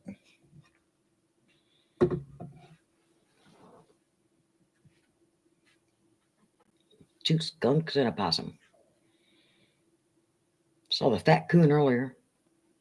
Sorry, Rose. Rose is over typing away in Rumble, and was watching. Oh, she's all by herself over in Rumble. Robin was over there for a while, but she said she had one of those manual lawnmowers. Asked if we watched Lunch Break. Yeah, we watched Lunch Break. I haven't watched the last one yet. I haven't watched the last two. I'm a little bit behind on my lunch breaks. And we survived black and white television. He was asking people in Illinois would go out and check something out for him at 5,400. I don't know what that is. Was he talking about that thing in the sky? Because somebody was talking about a bright light in the sky. Yeah, last night there was some kind of a spinny thing with a tail on it or something that people were catching. I didn't see anything on camera.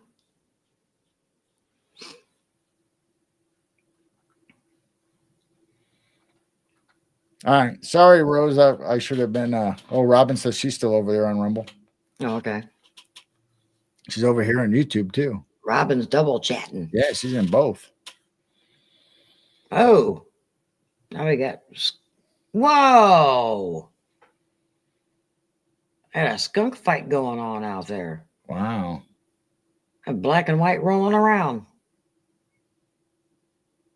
Poor little things. That wasn't nice. Yeah, Firewater. We had a black and white old console TV as a record player, radio, and TV all in one down in the basement. It was black and white. And we used to watch the Vampire Collins, Dark Shadows down there. No lights off, no windows in our basement, in that room anyway. No windows. The pool room, or where our pool table was growing up, there was curtains over that so you could draw them, and so it wasn't all one big room. So the TV room, couch, coffee table, a recliner, small electric fireplace, the console. And we used to watch Dark Shadows down there, at least my brothers and sisters. And I was drug or wanted to watch TV, and I had to watch whatever they watched. Wow, Mel said his dad was a carpenter and hand sharpened his blades. Yeah. We had old Mr. Hartnetty. Well, that's what we called him, but Mr. Hartnetty. Out of his garage, he would sharpen your knives, kitchen knives, lawnmower blades. When lawnmower blades became popular as far as on riders and push mowers. But he actually, if you take them over your reel, he would sharpen those. Scissors, kitchen knives, scissors, saw blades. He did it all. He was the only one in town that did that. Did you send yourself a cornfield photo? It just popped up. Cornfield photo something. I just had a little bubble pop up on my screen. Did it say from me? I've been here talking to you. I know. Well, so you didn't save your old cornfield photo or something. That was really weird. Not when the bubbles go away, I don't know where it went. That was weird. You didn't save No, your. that's from Joanne. Oh, I sent a photo about a cornfield. I sent you guys a photo. I don't know what that is. Doesn't look like a cornfield.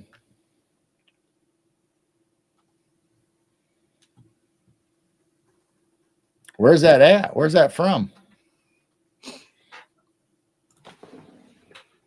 She say? Oh, it does say, oh, your cornfield photo one. Oh, It's our cornfield. wow. So what does it show? See a Sasquatch head or anything? Well, I can bring it up. I don't. Oh, I can't. did see it pop up. It says something about your cornfield photo number one. I didn't know. I was wondering why you're asking me because I've been on the computer here Right. talking to you the whole That's time. why I asked you, because that's our cornfield. I don't know what it don't look right to me, so I don't know what it is or what are we looking at? Somebody tell us. Yesterday.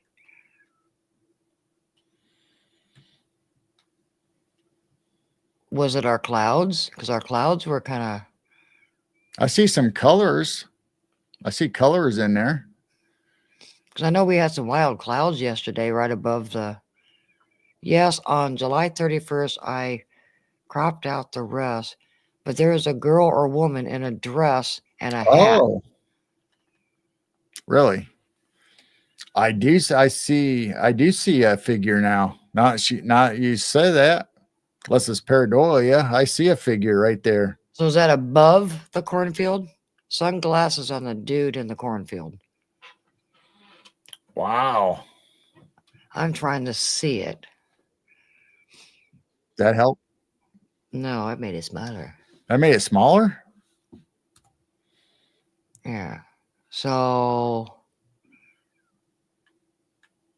let me blow up my screen, see if that helps some. Okay. I can download. Let me save Now, it. so where are people seeing the figure? The little girl.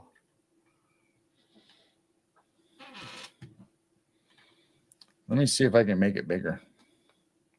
That's a wild looking picture, man. Yeah, it is. I couldn't. I mean, just looking at it, I couldn't see nothing until she said a figure or whatever, and then all of a sudden it popped right in. So I don't know if it's. Hillbilly says he sees the dress. There's a lot of figures. Firewater said, I got to go to bed. The Benadryl's kicking in. Ah, Much love. Big hugs. There's a girl or woman in a dress and hat. all right, I can zoom in a little bit. Now, is the hat the white thing in the middle?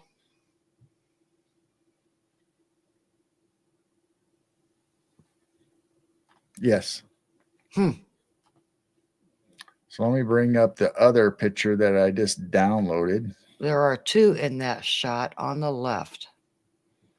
So if I do this, that's what I'm assuming is the hat, the glasses, the face, All right. right? Oh, that was fuzzy. It's fuzzy. Yeah. But I didn't see a second figure unless it's this. That I almost see an angel. And the white. See the white with over. Stop. There. Yeah, that kind of reminds me of an angel. I see like a brim of a hat right here, like a round top hat, round hat with a brim. Oh, yeah. But what's everybody else seeing? Where's the other figure at? That almost looks like a face, a white face right there. Yeah, good night, Firewater. See that? Does that look like an eye and a nose and a eye and a mouth and a chin? So is this above the cornfield, I take it? Maybe some of those orbs and things flying around. That's interesting. Good night, fire, water. That's wild.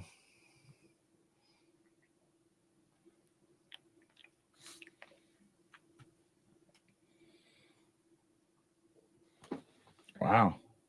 I don't know. That might be a picture you can stare at all the time and see new faces or new things. To me, I see 1, 2, 3, 4 faces right now, just looking at it. Now that I'm actually looking for faces. Almost looks like dark fingers covering up somebody's eyeball on the right.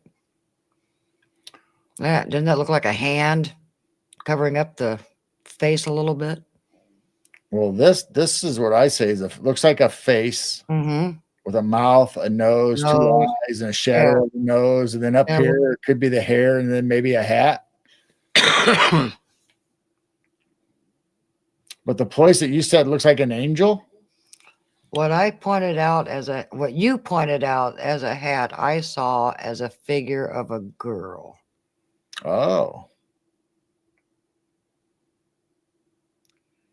So right here where you said is an angel, this white area right here, Mm-hmm. right? Yeah. If you go straight up, I see a dark circle with an eye in the middle of it, and then a nose. And then on the other side is a dark circle with an eye in the middle of a nose, and then you got hair on top. Oh my gosh, now that really sticks out as a face. I know. Now that I see that. I see a weirdo with a top hat, dark eyes, a chin, and a nose and a grim right here. Talk about pareidolia. See that? Right there. Yeah. Looks like an old grumpy witch looking thing, but it's got like a Salem's pilgrim hat on top. Man, there's so many faces in this picture. I can't believe this is from our cornfield. And we were talking about Children of the Corn. No. Oh, there is times that it does look kind of glitchy in spots. It always makes me wonder if it's something. So right now I see 1, 2, 3. Oh, the one down 4, below. 5, 6. I see 6 faces right now. Yeah, look at this guy down here. What made you think to take a screenshot? Did you see them and then want to do a screenshot, or did you take a screenshot and then saw them? That's still bizarre. Was it a night that it was kind of foggy? See, I see this center one where I think there's a hat, the glasses, the nose, the mouth, the chin, dress. I see an arm. I actually see a white arm with fingers. Yeah, she says she saw it. Where'd it go? Oh, I just found another face. Yeah, I saw it first and I took the screenshot. Oh, cornfields are creepy. It's on the edge of our property. 10 feet past our barn is that cornfield. And I don't go back there at night. Trust me. Do you see where my mouse is right here? Yeah, I see a little tuft of hair, 2 eyes, a nose, a mouth, a chin. Oh, it looks like a little yeah. demon. Looks like a little demon or alien shape. Now I see it. He's got a pointy chin and ear going off, 2 eyes. Yeah, I do see that now. Looks like he's got light coming out of his eye. See that eye? Looks like it has a light beam coming out of it, like reflection. I can't believe this is off the top of the corn. But why is there color? Well, that's what I was wondering, because, was there fog coming in that night that was above the cornfield? And I go in that cornfield almost every night and grab corn leaves for the goats. Maybe that's why they're pissed at you. You're probably ripping off part of their clothes or something. I don't go in that. I'm only going in like 10 rows now. I mean, once you get in there, if you see something, it would probably take forever to get out of those 10 rows. I don't go in too far. Go in there to measure that corn stalk. Oh, yeah. Yeah, we measured the top of that tassel all the way down, and it was 10 feet, you guys. And I figured it was about 10 feet because that one Martin house, I could tell that the cornfield was pretty much even with one of those Martin houses. So yeah, we went out and measured the other night, and on the top of that tassel, 10 feet. Talk about GMO corn. Oh, blue ether light on top of the right. Yeah, that I was wondering what the colors were. Well, thank you for sending that picture. Anytime you guys do a screen capture or see something, please tell us about it. We'd love to hear about it. Yeah, because I'm not, well, I mean, we're Looks up like late. Andy Warhol in the middle wearing glasses. It did. Yep. So that cornfield, when you look during the day, not the real tall Martin house, but the one over there actually in the garden, I could tell that it was even with that Martin house. So yeah, we went out and measured the top of that little tassel all the way down 10 feet tall. That's not normal corn. They won't harm you? No, I don't think they will. It used They to haven't be yet. used to be knee high by the 4th of July. Well, shoot, it's shoulder high by the 4th of July these days. Oh, there's that big fat coon. He's back. Oh. Rocket Man. Rocket raccoon. Oh, now we got 2 coons. We do. Yeah, we've got 2 coons. Oh my God, they're huge. Holy cow, that one in the back is huge. All right. Man, we got some big coons out there. Scoot the camera over a little bit so you can see both of them. Wow, man, even his tail is fat.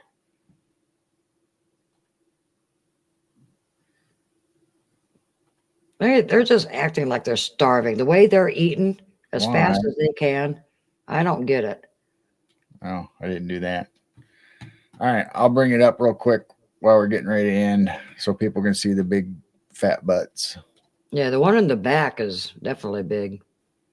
But man, they just act like there's all the animals. Oh, one just ran off, damn it. I mean, the skunks, possums, coons, fox, everything is just eating so much. And it's not wintertime. They usually do this right. Yeah, he's not even looking down. He's just using his hands. They act like they're starving. But he's not even looking. He's looking around everywhere, and then he just like feeling around. Feeling around like, okay, what's that? What's that? Pick it up. Okay, it's food. I wish the other one would come back, darn it. They just don't act like. There he is. They just act like they're so hungry. I just don't get it. Little trash pandas.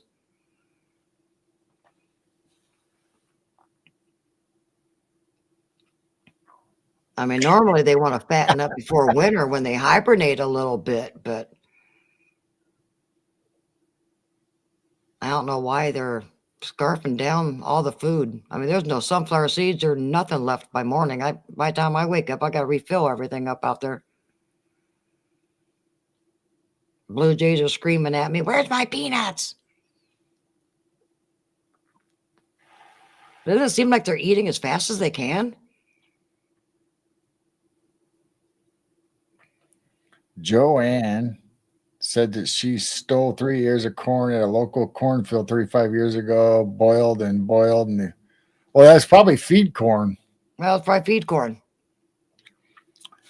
Feed corn is not sweet corn. Yeah, this field is not sweet corn. This is field corn. It's only for we give it to the animals and they crunch on it, but yeah, I go out there and start taking some corn cobs and storing up for the goats for the winter.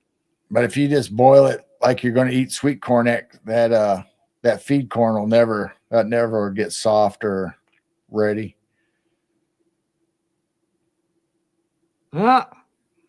So that's what's going on my front porch right now. There's baby raccoons. They act like they're starving. This has been, about a week now, that every single night or on 8th, before it's even dark, they're out there and they've been nonstop on the cameras, which is not normal. They act like. Go ahead. No, it just seemed like they act like, it's almost winter when they have to, fatten up for the winter. But it's only August. They just act like they know something is going to happen, and They're storing up or something. I don't get Well, I it. just told you that the front tree over our neighbors is starting to turn colors. And that is way too early. Hey, he's limping. Yeah, he is. What's going on with him? Oh, I didn't notice that earlier. I didn't notice that either. He must have got bumped by a car or something. Poor little guy. Yeah, he was limping. I haven't seen that family of coons since I took that recording. These guys are normal ones that show up at night. With that family of, what, 6? You could tell they were not normal. Not our regular coons. Well, poor little guy. I can't believe we've gone 2 hours or 4 hours now. Whoa. It wouldn't let me click. Oh, now they're back. Oh, well. Well, That's all right. everybody, We gotta get going.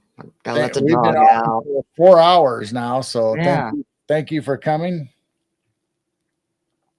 It's been fun. Been fun for us anyway. I hope it was fun for you. I hope you guys enjoyed it. I know it's might have been boring because we were talking about our town and growing up, but hopefully you related to a lot of the stuff that that we showed or talked. And if you look up some maps, and like I said, if you need any help, email me at midwestnightwatchers@gmail.com and I'll send you the link where I found our maps, and you can search for your town or even the old newspapers.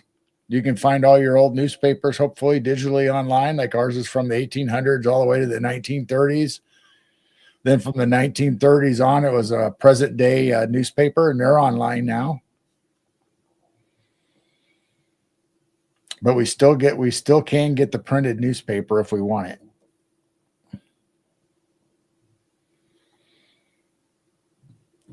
So thank you all for coming. We love you so much. We appreciate you coming and hanging out with us just as much as we love hanging out with you. Yeah, we just love you guys. We got a good chat.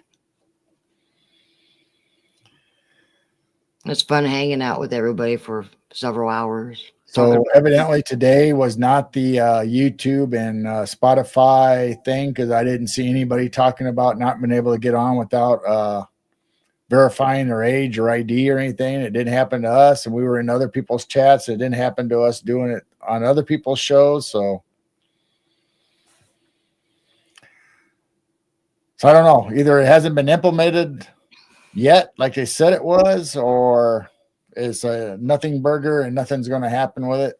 I think they over exaggerated. If they notice that somebody might be under 18, you're going to have to verify your age. But I don't think it was for everybody to log in like people were kind of thinking. Or was this somebody made a video, then everybody steamrolled with it and went along with it, jumped on the bandwagon and got a bunch of views on TikTok and Facebook and Instagram about them cracking down on us and overreaching. So I don't know. Might be true. Right now, it doesn't look like it is. Well, like some podcasters were saying, they never got an email from YouTube stating anything. I said it's true. Nobody got an email directly from YouTube saying that there's going to be some changes. You know, you got to verify to click in. So I'm not going to worry about it until it pops up and says, hey, you can't log in until you verify. So I'm not going to worry about it now. Hi, Blue Cruise. Yeah, Blue's Cruise has been in here.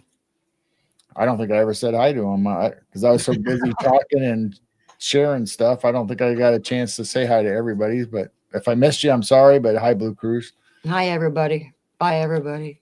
Thanks for hanging out with us. And this Sunday, we've got Jessica Jones, here. Huntress. I will bring that up. I made a thumbnail already for this weekend's show. I don't have it up yet, but I do have the thumbnail done. And we'll be back to our 6 o'clock schedule with Jessica this Sunday. And everybody else should be probably 2 o'clock or 6 o'clock, depending on where, if they're from the UK or not. Well, the week after that will be Bryce, so that'll be another 2 o'clock. So we have a Jessica at 6 and then Bryce at 2 o'clock. Yes. Oh, he didn't receive a notification for the live stream tonight. I'm sorry. Didn't. I'm not getting, or I'm getting them late, and this, you know, people's shows are half an hour. So there's our Blemmy butt. there's our thumbnail for this week's show of Jessica the Cryptid Hunters. Man, I love how the Cryptid Hunters came out like 3D. That's probably one of the best fonts I've used yet, or for images. It was hay again, Carol and Jane. So there you go. Yeah, don't worry about the notifications. That's happening to everybody, I guess. So I have every single thing in history and books and maps and images of blimmies I could possibly find. This is gonna be a good Blemmy show. So there is tons and tons of pictures. I don't know if we'll get through all the pictures, but we'll get through the important ones, and we'll bring up the old maps like we always do. And there's a lot of stuff about blimmies. Joanne said, email me. Please email Midwest, the Handsome Map Company address. So she wants the link. Oh, all right. I'm assuming I have your email. You've already sent us an email sometime. And it's Sandburn, Sanburn, or no, Sanborn, Sanborn. Sanborn. I have your email, Joanne. I'll send it to you. I think you have sent us an email. So if anybody else send us an email, I'll put the link in it and share it out. And I think it's interesting anyway. I found it interesting. So me and my brother, probably Jane, one of these days we're going to cruise around town with that old map and look at today, and I'll take pictures of, okay, this is what's here today. And it used to be the movie theater. It used to be whatever was there at the time. That'd be fun. So that'll be coming up sometime. Might not be soon, but I sent the maps to my brother because he's 10 years older than me. So a lot of those names, maybe he can help me out, and maybe it'll jog his memory that, yeah, when I was a kid, they talked about the Hanson grain elevator or the ice house or the camp hotel where the artesian well went to in the bathhouse. Maybe he'll remember something. And then I have my sister older than my brother that maybe I can run by. I don't know if she'll remember any of it, but we'll see. We'll see what we can come up with. But definitely by those maps, I should be able to show you what's there now. So, all right, we've been on for a little over 4 hours. So thank you, everybody. We love you. Join us for Sunday with Jessica the Cryptid Hunters on Blemmies. So we'll see you next time. Love you guys. Come on, get it in. Boom. Put them closer together. Boom. There you go. Boom. Boom. Boom. All right, guys. Love you. Love you. Good night. See you Sunday.